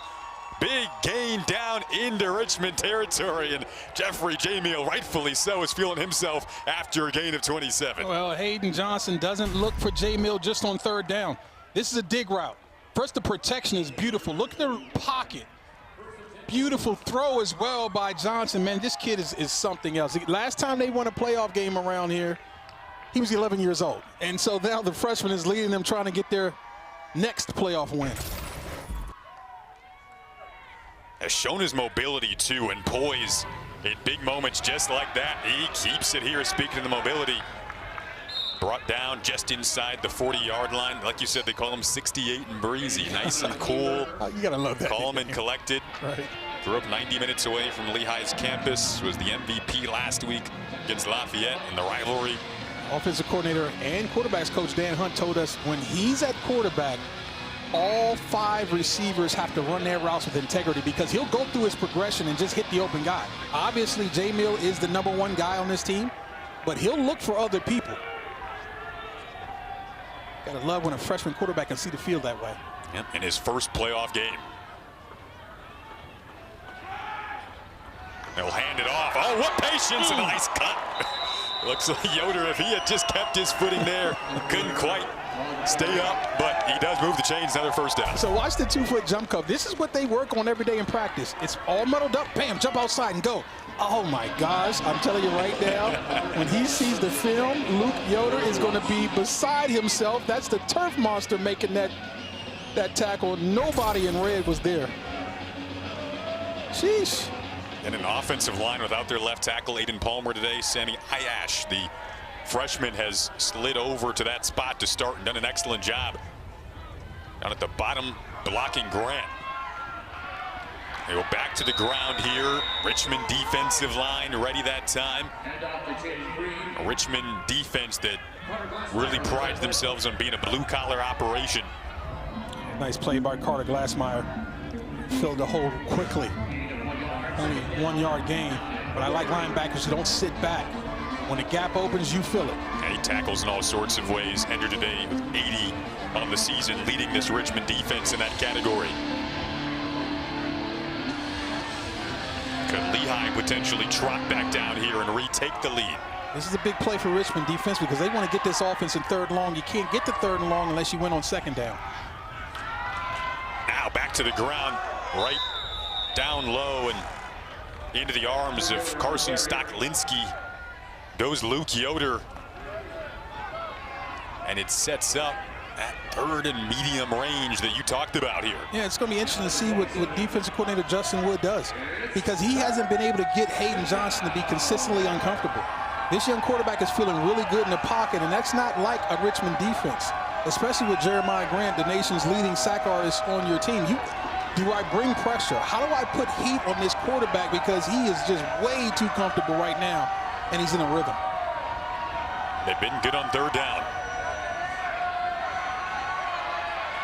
Johnson got that off. Oh, what a throw and balletic balance along that sideline from Mason Humphrey. First time we called his name, it's a gain of 13, and the third down poise continues for the freshman. I'm so impressed with this offensive line, giving this quarterback just enough time. And again, like you said, the poise. He is not looking at the rush, folks. He's feeling that rush. Those eyes are downfield the entire time, and what a great job of continuing to work by Mason Humphrey, keeping himself alive, and that's a quarterback throwing a catchable ball, keeping him inbounds. Yeah, Humphrey and Jamil are always working together on the field, studying each other's games. Now Jaden Green goes up the middle of the 10-yard line. San Francisco native, a rare California native on this Lehigh roster. His aunt, though, owns a barbecue spot in Pennsylvania, and the team often will utilize that barbecue spot for their pregame meal for home games. So he knew a little something about PA before getting there, and he's been a good second back to Luke Yoder. Yeah, he's a track guy, but unlike most track guys, he has no problem hitting up inside. They can run that inside zone with him, and he'll, as you saw in that last play, not get undisciplined and try to bounce everything. He ran it up inside with sometimes a 2- and 3-yard gain is exactly what the offense needs.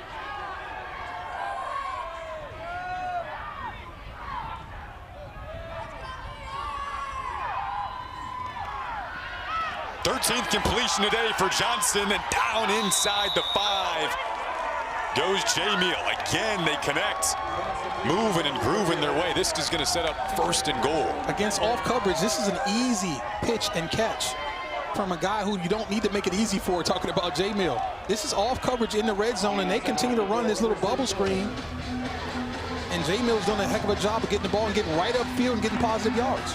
Jamil, 8 catches today, 76 yards. First and goal. Lehigh knocking on the door in this third quarter.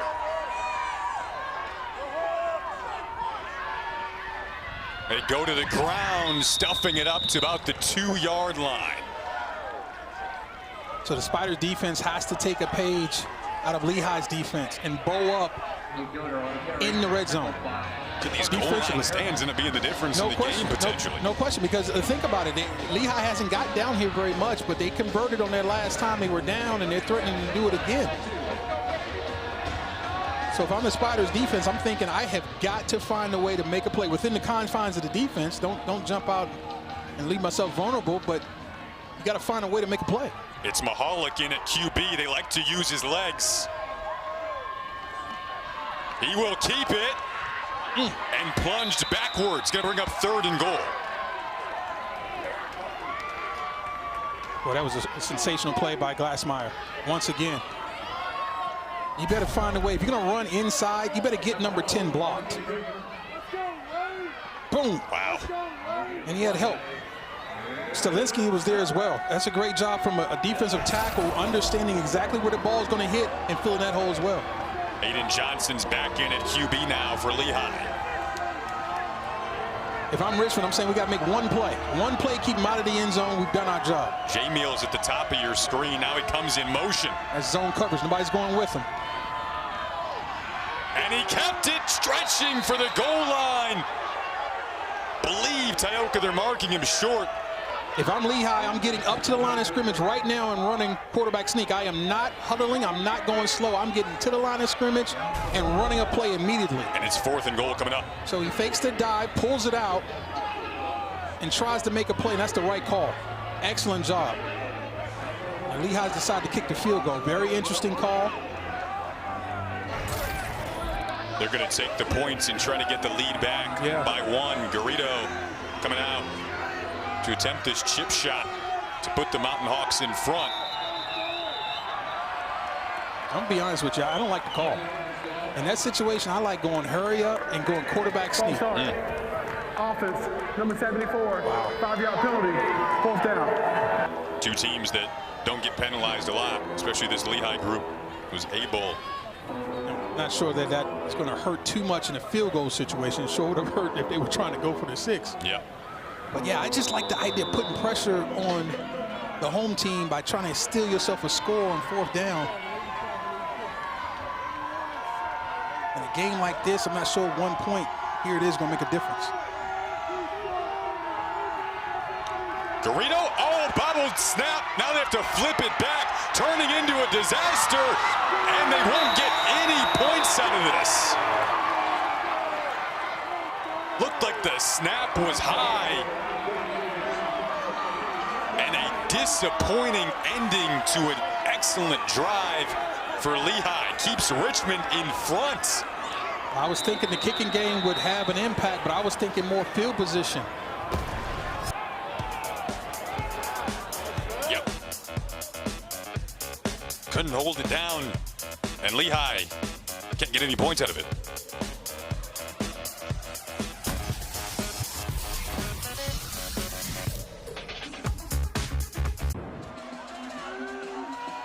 Winston October, the offensive coordinator for Richmond, who actually played DB at Richmond. And you love his philosophy. It's kind of a all-around philosophy because he's got a defensive background. Yeah, he likes to read the game and let that game dictate what he's doing on offense. So now they start inside their own 10-yard line after Lehigh comes away from an 8-minute and 45-second drive. 13 plays, 65 yards. But no points. And how will that now play a role in the rest of this first-round playoff matchup? And getting back to Coach October, reading the game. So early on, he had Landon Ellis. It was the Landon Ellis show. And Landon was hot, and he was getting the football consistently. Then you saw Lehigh's defense adjust and begin to bracket and double Ellis. And so they've been getting it now to Griffin. How do you find a way to get Ellis back in ball? Do you put him on the move? Do you put him in the slot, make it harder to get your hands on him, make him harder to find, maybe screens and so forth? Quick throw right on cue. There's Landon Ellis. Brought down, tackling for Lehigh has been superb. Over there on the left side to make the play was Peltekian. Yeah, you just got to scheme up a way to get number 1 to football. He's too good, he's too dynamic. Talked about his long strides and speed. Got to get him down the field as well. He can run away from double coverage down the field. And remember, the pass rush is not as vaunting as it was on paper. 3rd and 7, quick hit out on the far side. Where will they mark this? It should be enough to move the chains here. They went to Griffin, who's been a key target, and it is going to be a first down. Well, Coach October said he's got the best hands. And you saw there a little bit of a body catch. I'd like to see him catch that ball, pluck it out in front of him, but once it got in there, he wasn't letting it go. 4s are up. Winner go home. 2 points separating Richmond and Lehigh. What will separate these two teams from the second round will be decided in the 4th and final quarter here in Richmond, Virginia. We talked about the offensive coordinator Winston October for Richmond. Not only did he play for Richmond, he played in a playoff game against Lehigh in 1998, 26 years ago. Lost by 1 point, and it was an eerily similar situation. That group for Richmond also started off 0-2, then ripped off 9 straight wins. Up until this year, it was the longest consecutive win streak for Richmond football until this team snapped it with 10 straight wins. But he felt going into that game, they were looking ahead a little too much. They kind of let their own egos get in the way in 1998. That was one of the mentalities this week in practice, to not let that happen, even though they're the seeded team and the home team. Trying to preach that into his group heading into the fourth quarter. And that's always an advantage to me if you got a former player who's a coach, because he understands those real life experiences he can bring to his coaching staff. Quick throw to the tight end, Clark. Rare find for him this season, 4th catch of the year. He's a blocking guy, 6'4", 245 pounds, sophomore. Just a baby learning to grow in this offense. Yep, it's gonna bring up a 3rd down situation. About a long 3 yards here they need. Coleman will step up and try to get it with his own legs. And where they're marking it, it's going to be right there or short. Yeah, I think he's just a little short. About half an inch. And this is decision time. What do you do? On your own side of the 30? Yeah, I'm punting this ball. There's no way I'm going for it. Up 2. They're going to send on the punting unit. Yeah, that's a great job by the Lehigh defense. And I like the decision made, too, by Coleman. Very decisive. His first read wasn't there, and he decided to take the green grass that was in front of him. Almost got the first down. Jameel back to return this punt. Lehigh fans hyped up. Again, they had the 8-minute drive that didn't result in any points. That kept it a 2-point game. And a relatively short punt will set Lehigh up with some pretty good field position at their own 41. Yeah, it wasn't quite the punt they were looking for. And normally, Aaron Tressler is such an accurate punter.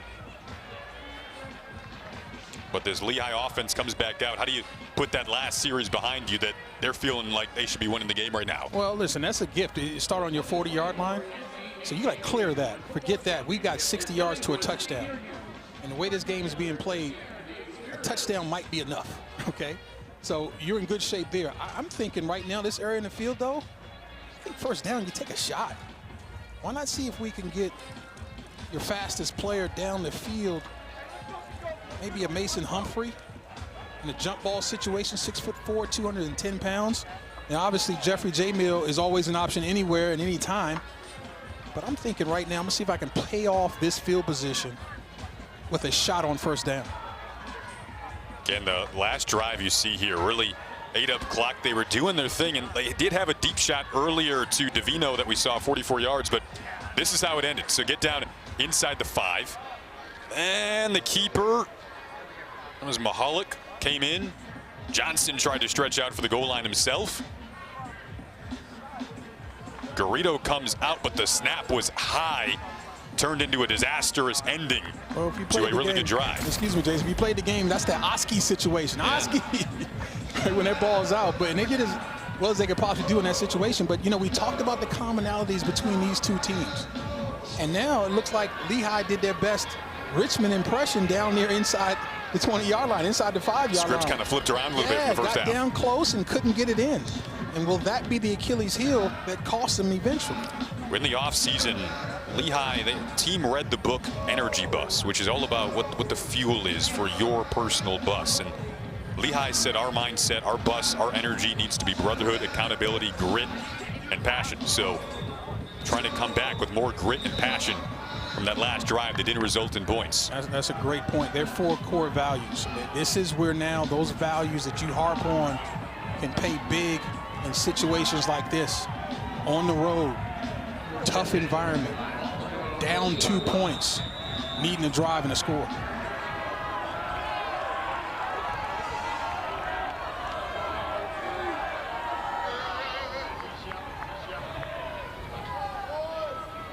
First offensive series of this fourth quarter for Lehigh, and the defensive line ready for Richmond that time.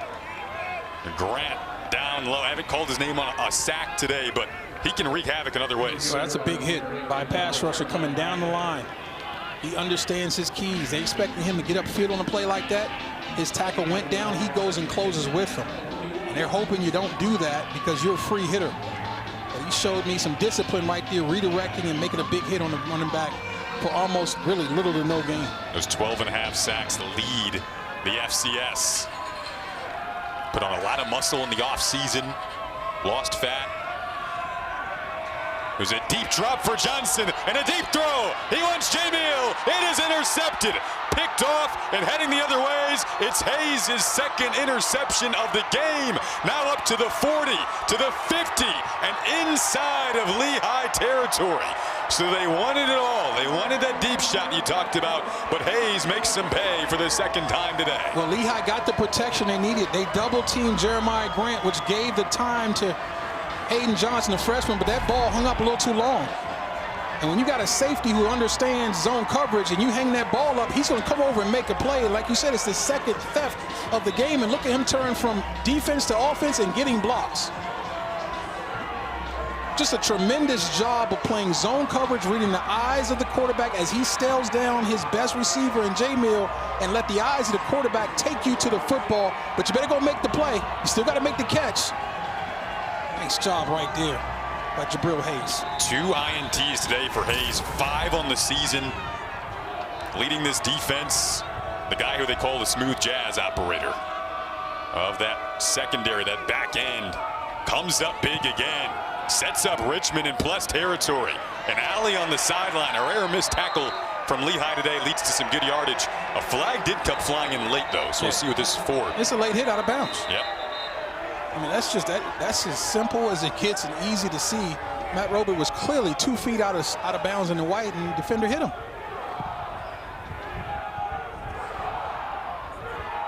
After the play was over, personal foul, late hit out of bounds, defense number 3. That's 15 yards penalty, run, first down. That's Nick Peletakian. He was a really good football player. They talked about his instincts and his ability to play with an edge, and sometimes they got to kind of roll him back a little bit, and that's one of those deals where he played to the edge and over the edge. Little frustration showing up there from Lehigh. Coleman over 2,000 yards passing on the season now, and Richmond with momentum into the red zone. Both these teams need to be careful. It's getting chippy down there. It's been a physical game the entire game. Starting to get a little chippy. This is where you don't want to beat yourself with a silly penalty. We saw Peletakian do one right there. Now, if you're Richmond, you got to be smart. Offensive players, offensive linemen playing to the whistle a little bit past. You got to be really smart. You don't want to hurt your team doing something foolish.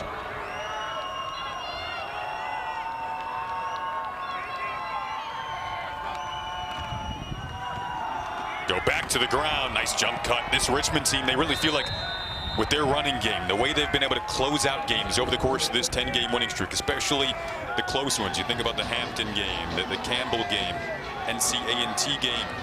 They've utilized the ground game in the fourth quarter to close out victories. And Zach Palmer-Smith, their first 1,000-yard rusher since 2015, leading the way on 3rd and 1. They gave it right back to him. We'll see where they marked him down.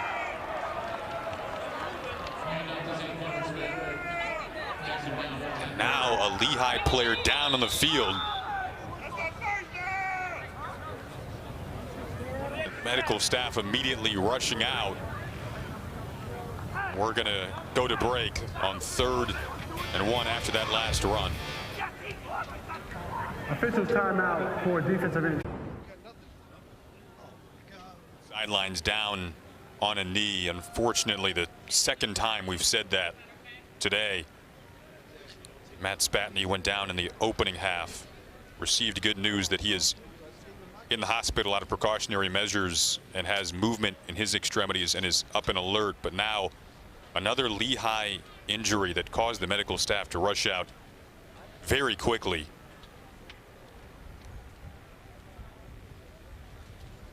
We saw number 8, Tyler Ohoyski.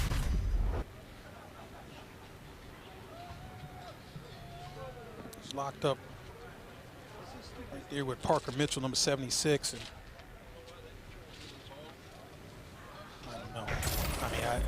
That's a regular football play. Man, my heart's in my throat. We'll be back.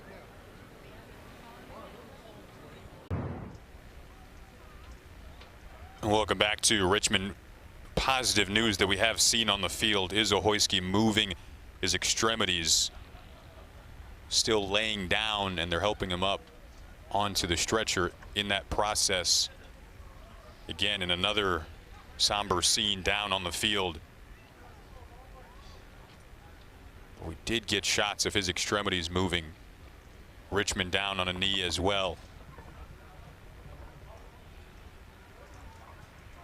Just again another moment where that silence speaks louder than words about how everyone on this field and everyone in this stadium just hoping and praying for positivity here, and positive news for Tyler as they continue to help him up and put him on the stretcher.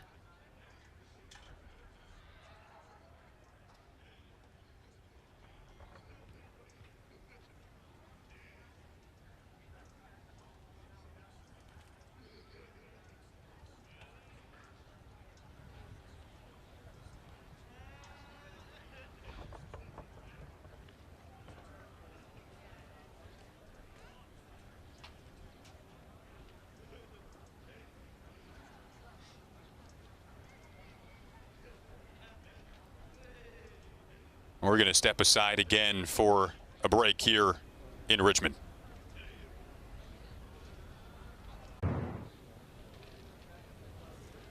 Welcome back to Richmond. Tyler Ohoyski strapped up on the stretcher out of precautionary measures here after the injury that took place on the last play. Freehold, New Jersey native who's had such an excellent year. Yeah, if you've never strapped it up, if you've never played the game, especially at this level, you have no idea the commitment that these young people put in. They put their all into all of this, not only for themselves, but for their teammates and their universities. And, you know, some people, makes me sick when people say, oh, the players NIL and transfer portal and shit. Literally, players put their lives on the line when they go out and play for their university. He's a testament to that. Moved positions in the off season to try to help the team, to make the team better. It's been the MO for this Lehigh team, a group of one, and you can see them all down as one on one knee in support of their teammate.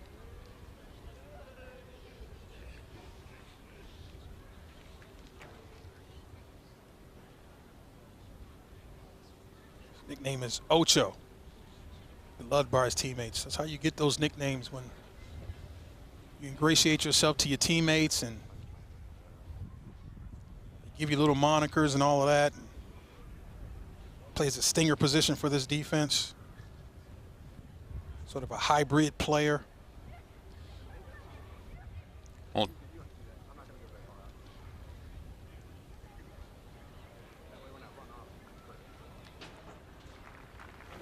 they begin to rise up on both sides.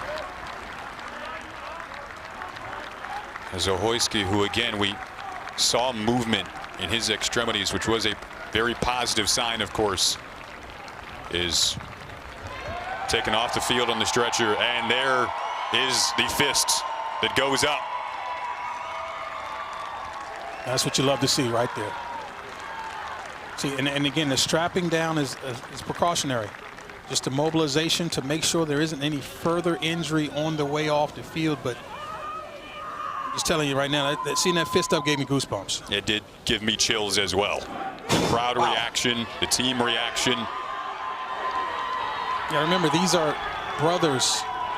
These are, in some cases, fathers, but definitely sons.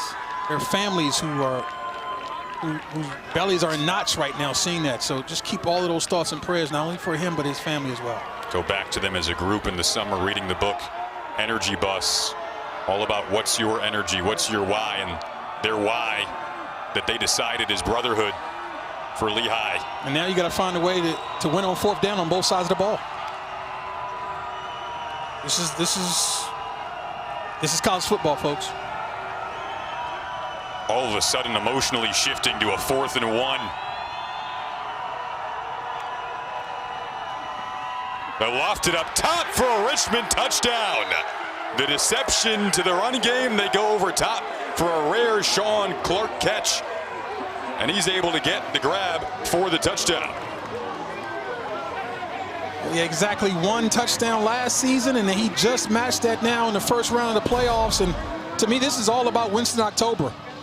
What a great call to go with the pop pass. He didn't jump like a la Tim Tebow, the former Heisman Trophy winner from Florida, but it's the same exact play. Where you fake the dive on the inside, the tight end is an actor looking like he's run blocking, goes right over middle for an easy touchdown.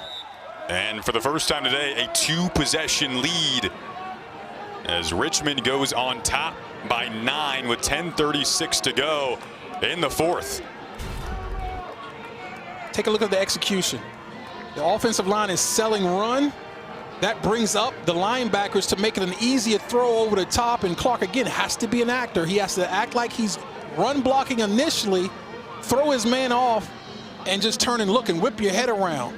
I used to run that in practice all the time with the St. Louis Rams. They never trusted me enough, Jason, to run the play in a real game, though. Why not? Well, I mean, because my number was 97. I was a defensive lineman. So they didn't want to trust me with it in a real game, but in practice I ran it a lot, so I know exactly how that play's run, and boy, Richmond executed it to a T. The Spiders, again, this all coming off the Jabril Hayes interception, which was his 2nd of the game. Now, Lehigh still plenty of time to go, and 3 timeouts for both teams trying to come up with the answer. Jaden Green back to return this kickoff.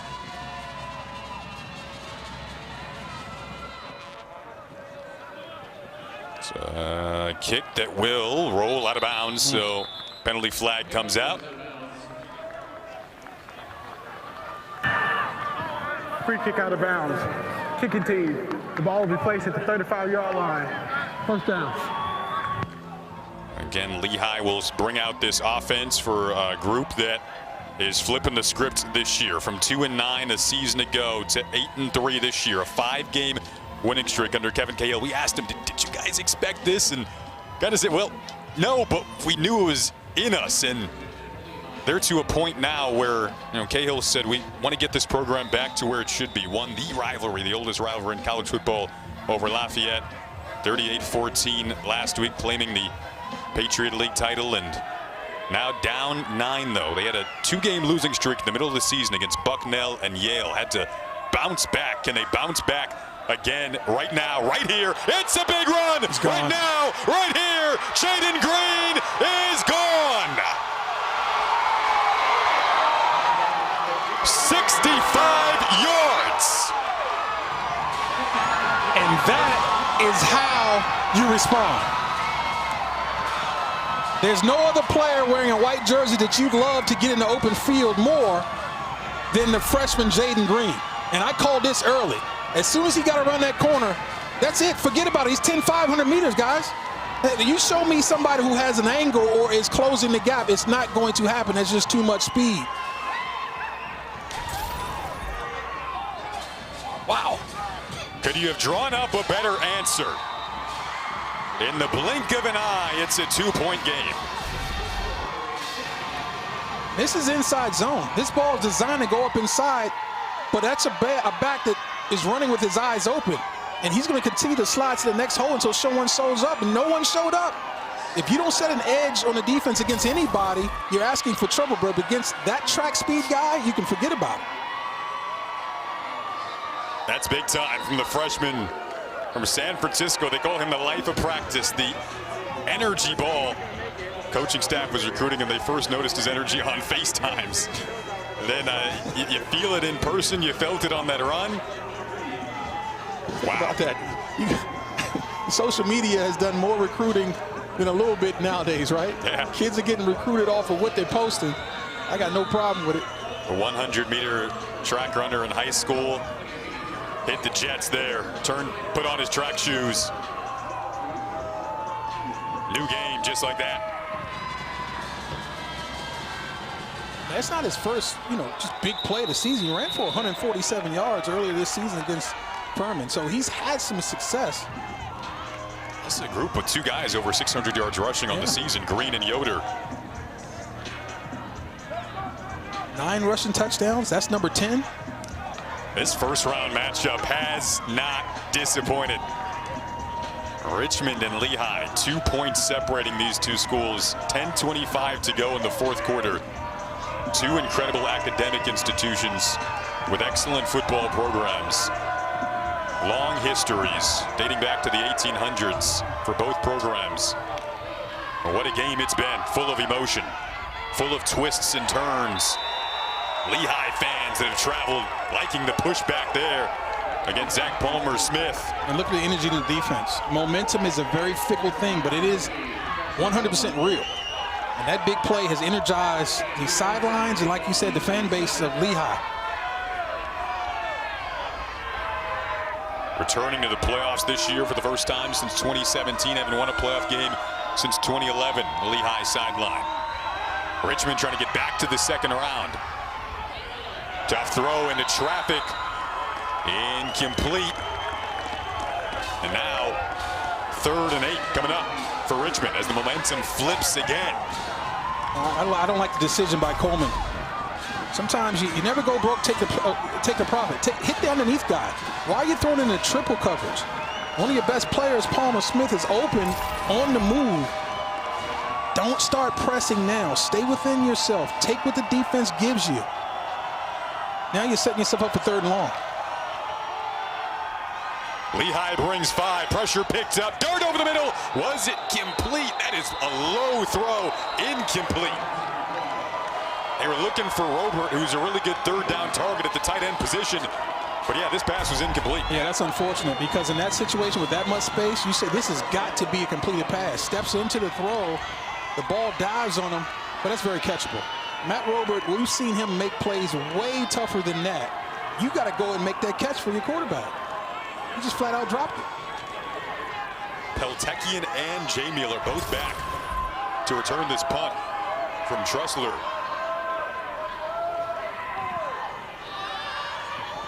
It's going towards the direction of Peltekian, who calls the fair catch. What a turn of events. What a game. Giving us chills.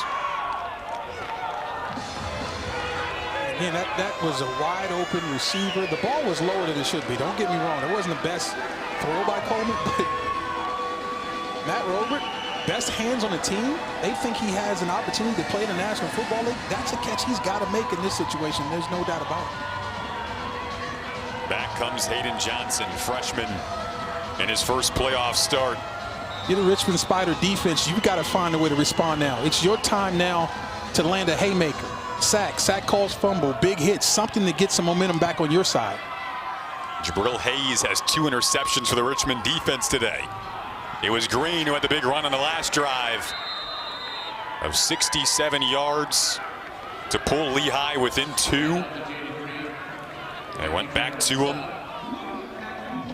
Matthew Traynor with a big solid tackle right there from his strong safety position. So often he is the free hitter, being the extra man in the box, and they really trust his tackling skills. And it suits his personality. Well, he half crazy. That's what they call him. Yeah, they call him, he's the heavy metal guy on the back end.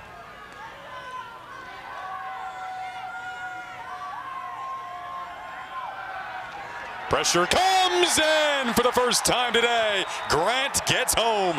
You could see him win the matchup. Lehigh had done so well against him all game, but it was only a matter of time until the nation's sack leader found his 13th of the season. Well, you can't leave him one-on-one. If you do, you're taking your own health of your quarterback in your own hands. And good luck against a true freshman. It's just, like you said, a matter of time. And they did a great job of doubling him most of the time, but you left him one-on-one. He did a beautiful inside move against a young player, and he had no shot. And again, he's going to have another one-on-one now if that back doesn't come over and help him. Working against Ayash, the true freshman. Johnson rolls the opposite direction. Now he'll step up. Johnson got a block. Wow. Got out to the 47-yard line. Are you kidding me? The freshman unfazed. On 3rd and 17, he picked up 19 with his legs. I love the decision to roll away from the pass rusher, but you need contain on the other side. And that's Camden Bird. Got to get up the field as deep as the quarterback. Do not let him out of that pocket. And once you do, you got a free runner in your secondary. Just phenomenal stuff in his first playoff performance. That's a freshman, a true freshman, folks. Who wasn't the starter all season, just a few starts into his collegiate career. Now reversing the field is Green. Got brought down, but I mean, lost about 1.5 yards here.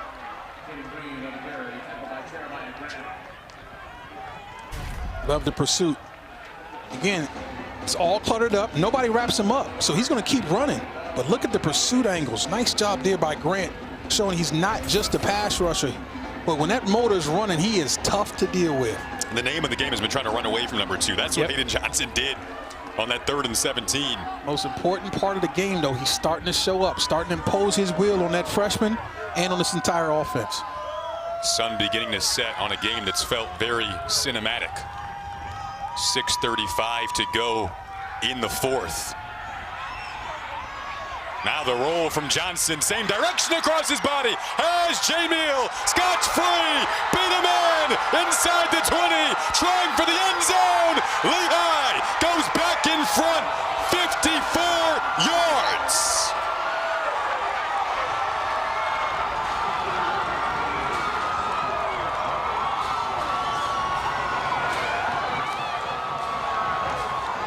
Big-time players make big-time plays in big-time games.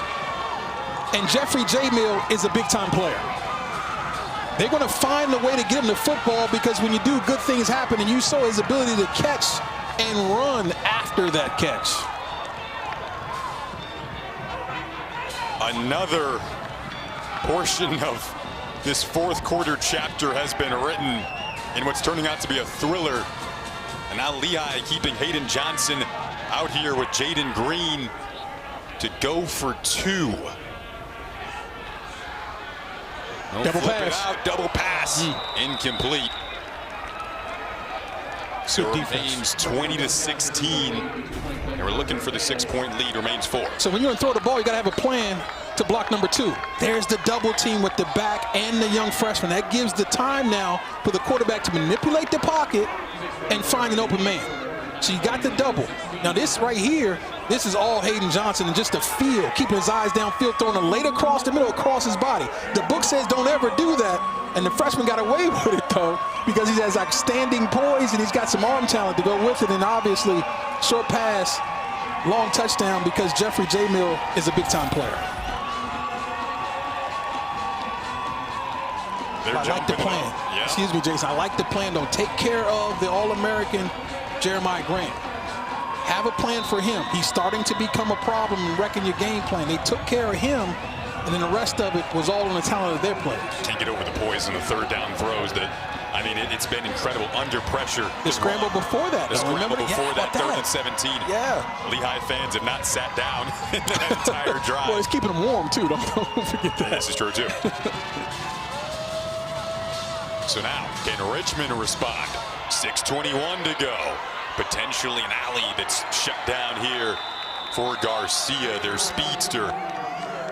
And now the offense comes back out for the Spiders. And offense coordinator Winston October, what can he draw up here to try to respond? Starting to feel like it's getting a little late, right? Yeah. I don't know if you can continue to run. Long drives earlier. Both teams have had drives that have taken over 8 minutes in this game. So it's going to be very interesting to see how you can now begin to break tendencies and become a little bit more of a faster operational offense when that's not really who you are.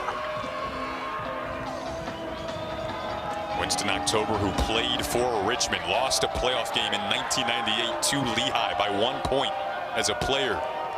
Says it still gives him nightmares to this day. Coleman changing the play at the line of scrimmage. Right into the teeth of the Lehigh defense. Who can win that line of scrimmage battle now? Talked about it this week, talked about it before the game, talked about it in our open. With 6:04 to go, who can dig the deepest? It was the big run from Jaden Green of Lehigh that put the Mountain Hawks in position to go down 2, and then the catch from Jamil put him in front on the touchdown run. And now a throw that's going to be about a yard short. When there aren't two men on Landon Ellis, they still haven't been able to stop him. And that's just a stop route on off coverage. And I understand why they're playing off coverage, because he will run by the DB. It's 3rd and 1. Officials coming together here with 5:29 to go in the 4th.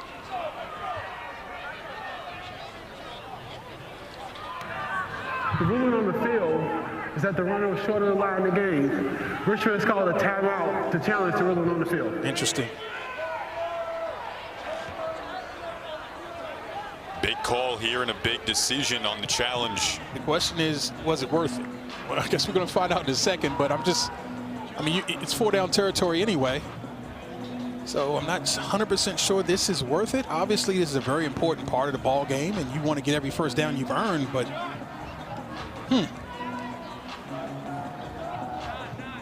time being an issue, lose a timeout to gain the 1 yard. Challenging again the spot. Richmond hoping that it's changed and hoping they have the first down, but on the field the call is 3rd and 1, that he was short. So with that being said, the evidence in that camera by the official has to be indisputable that the call in the field was incorrect. It can't be almost, kinda, I think so. It has to be irrefutable evidence that the call in the field is correct. And that particular angle, I'm not sure that's going to give it to you, because what they're going to be looking for is forward progress. Once the player was hit and began to get driven back, that's the end of the play. Not where he finished off when he pushed him out of bounds, but right at the beginning of where the forward progress was stopped.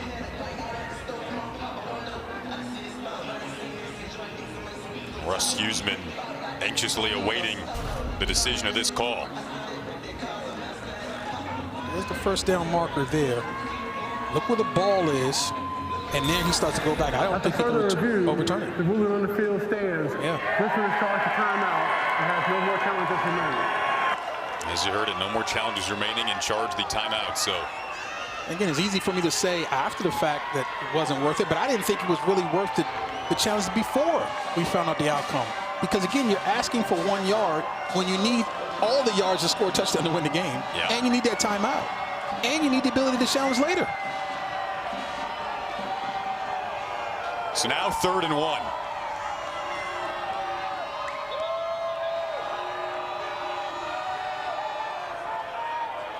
Before the snap, officials come together once again.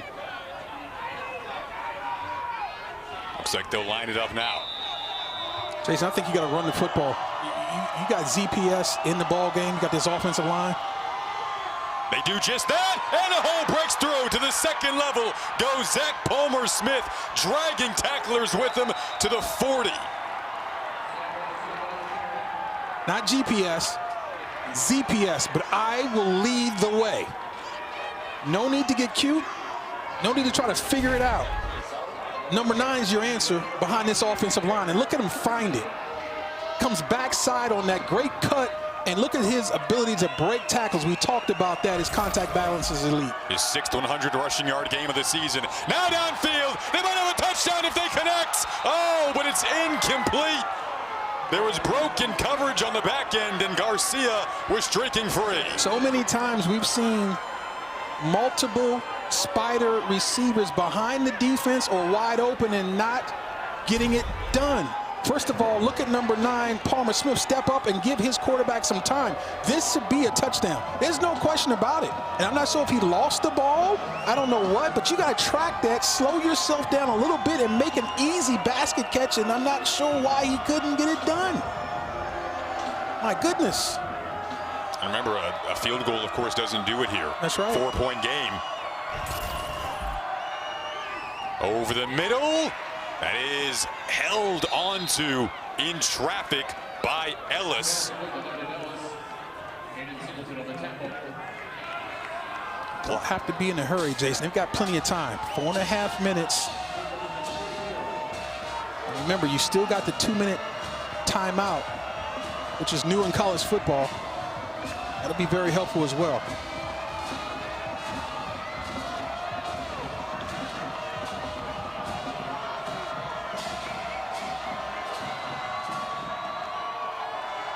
Now 2nd and 5.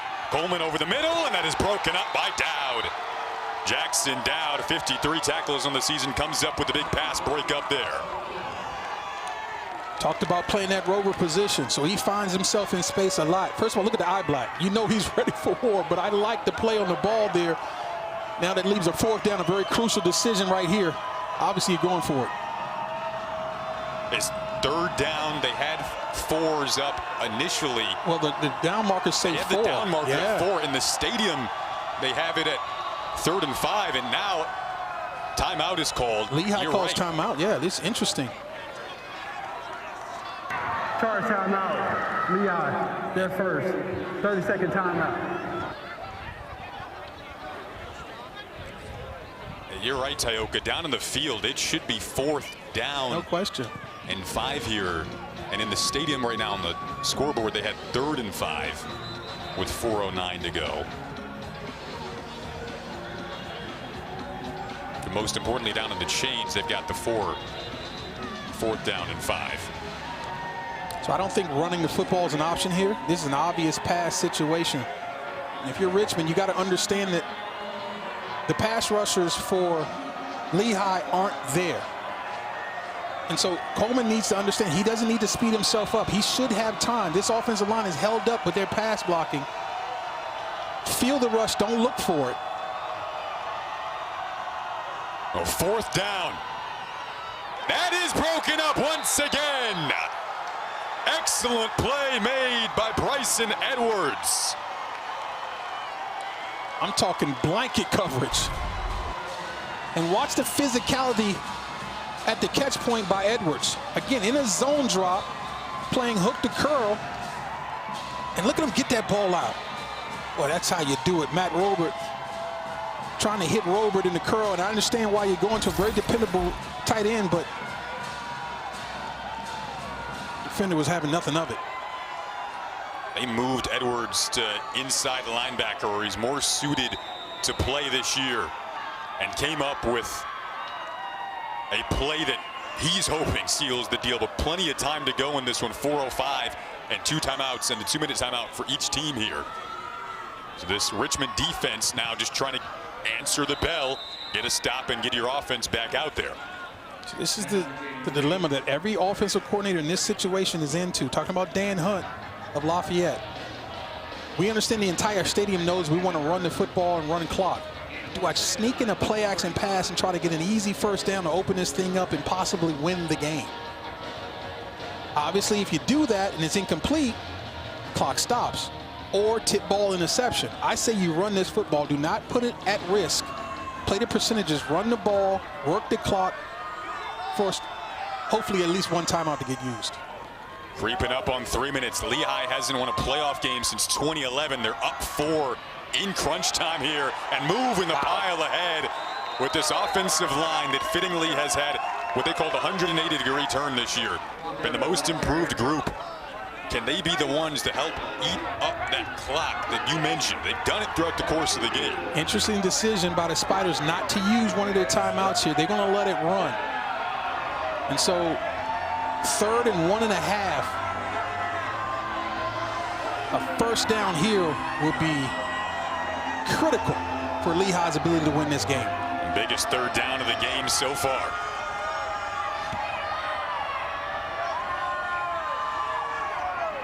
They'll snap it, go back into the ground game, and it looks like there's enough for the 1st down here. Luke Yoder, you mentioned the falling forward very early on in this game. He fell forward for a sliver, and the sliver was enough.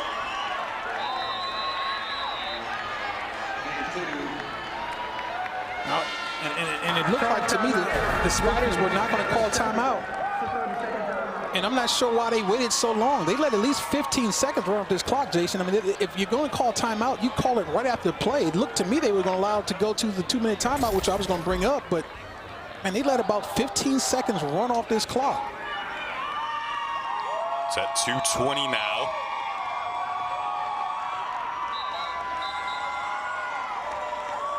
Just not really sure why the indecision there, though. You have a decision to make. You can call the timeout right after the play is over or let it go to the 2-minute timeout. they kind of got stuck in the middle and called the timeout late, which allowed precious seconds to run off the clock. Richmond down to 1 timeout now. And what you just did is you devalued that timeout, though. You cost yourself at least 10, if not 15 seconds. And remember the challenge on 3rd and 1, like you said. Cost them 1 as well. Yep. Now it's Green, who had the big run that made it a 2-point game. Now you got to call timeout. So Charge timeout, Richmond, their 3rd and final. That was Richmond's final timeout, by the way. They only had 1 left. That was the final timeout for Richmond. You got the 2-minute coming up as well. Just an interesting game. Lehigh, by the way, was down 9, 16-7. What felt like just a few minutes ago. Then the game changes in the blink of an eye on the long run from Green, answering on the ensuing possession. Then Jamil with the big play. The skill position guys helped Lehigh get back in front in their return to the postseason, having won a playoff game since 2011, and they're knocking on the door as a 12.5-point underdog on the road. But they are howling right now in the final minutes. Can Richmond get a stop and find a way to get their offense back out on the field? They would need a touchdown. So Richmond is out of timeouts, but they still have the 2-minute timeout.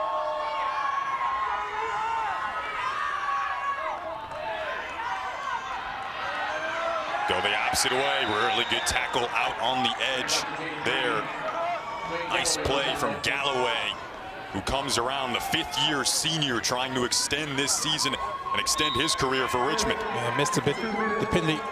Dependable for them, that defense. He steps up and makes a ton of plays all year. We've hit the 2-minute timeout. Going to be a thrilling finish when we come back to this first-round FCS playoff matchup.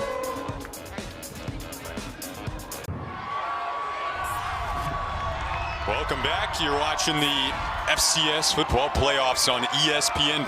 First-round matchup between Richmond and Lehigh. Lehigh, the underdog on the road. Up 4 with 2 minutes to go. Richmond looking for a stop to get their offense back out on the field. Wouldn't have any timeouts and would need a touchdown. This Lehigh group has scored 13 unanswered points. They go to the ground here utilizing clock. And they'll importantly let as much time as they can before the ensuing punt lead off. I really think that tight end timeout, that was used on that 3rd and 1 situation.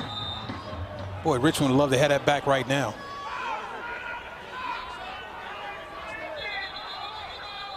So the officials come together on the field. Blowing the whistle, but the clock was still running. Exactly.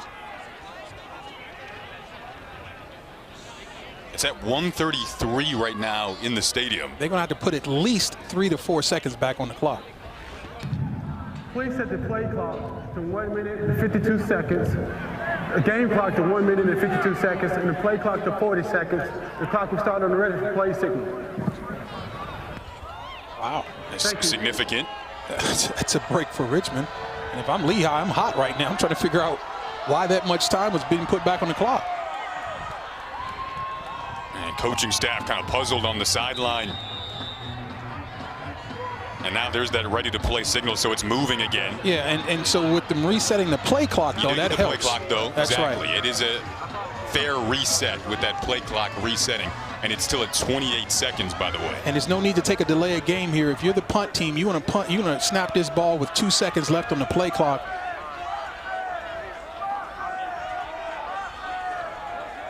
Still got 14 more seconds left. So you're looking at about 1:10 here before they need to punt this. Maybe about 1:11. They're going to boot it away at 1:13. Hang time in the air. Oh, it did hit the hands of the returner, and it's recovered by Lehigh. This game has been something else. Oh my goodness.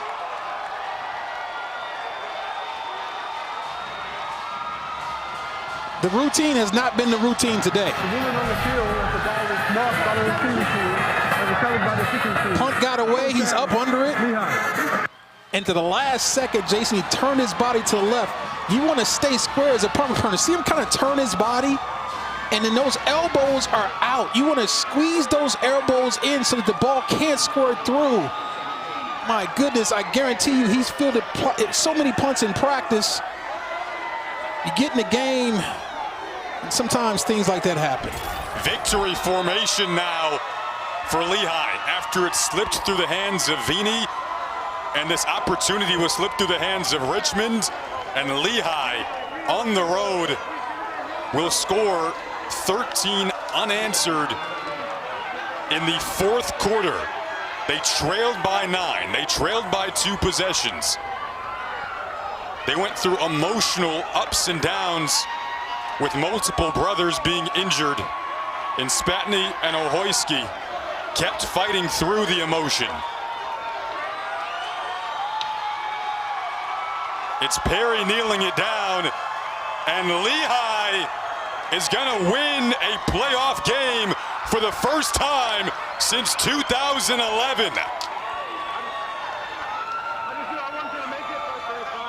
Welcome back to the FCS playoffs, Mountain Hawks.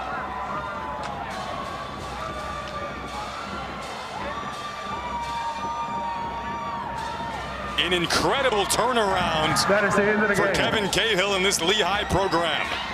From 2-9 to their 9th win of the year, which is going to send them to the second round.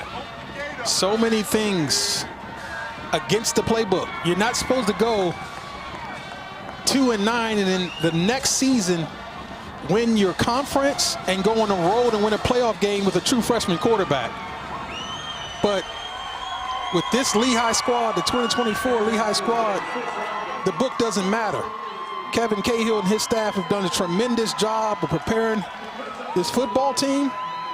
And at the end of the day, they came in with some inexperienced players and some injuries and overcame all of that because of their 4 core values: being accountable, brotherhood, being gritty, and passion. They leaned on all of that to get through a very, very tough physical football team. A 6th straight win in a game that gave you chills from start to finish. It's a team that was an underdog coming on the road and capturing a victory in their return to the postseason. That freshman QB you mentioned, Hayden Johnson, was 11 years old the last time they were in the postseason. He comes up about as big as he possibly could have today. Just an absolutely incredible effort and 13 unanswered fourth quarter points to win this football game and book a flight to Idaho for the second round.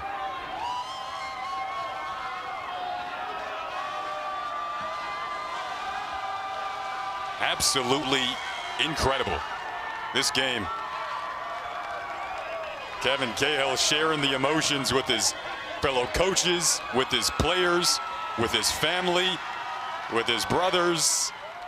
And we welcome in Hayden Johnson now, the freshman QB who didn't look like a freshman out there. Hayden, first off, congrats on the win. An absolutely incredible fourth quarter. We talked to you earlier this week and asked you about your personality, how calm you're able to be in these moments.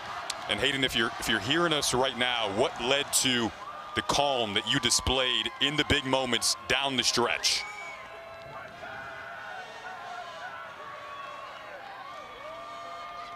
We're going to get Hayden a different headset, and we'll revisit with him in a sec. But you see the emotion from these Lehigh players.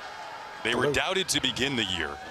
You hear audio? And now they're on top, on the playoff stage. This is a culture win for them. Let's make no mistake. Think about how many injuries before the game started.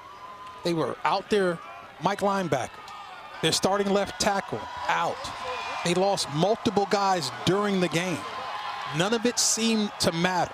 All they did was hang together, be accountable to each other, close ranks around the brotherhood, play a gritty football game with a ton of passion. That's their 4 core values, and that got them through, like I said before, again, in the playoffs with a true freshman quarterback. You see where they'll head next week to Idaho for the second round against the 8 seed, and they are riding high right now. This is absolutely incredible. This season, the culture, the turnaround, absolutely incredible. As we mentioned, we get back with Hayden Johnson. Hayden, thanks so much for joining us.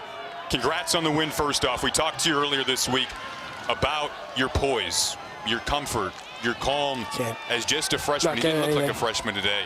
Why were you so calm on the road here?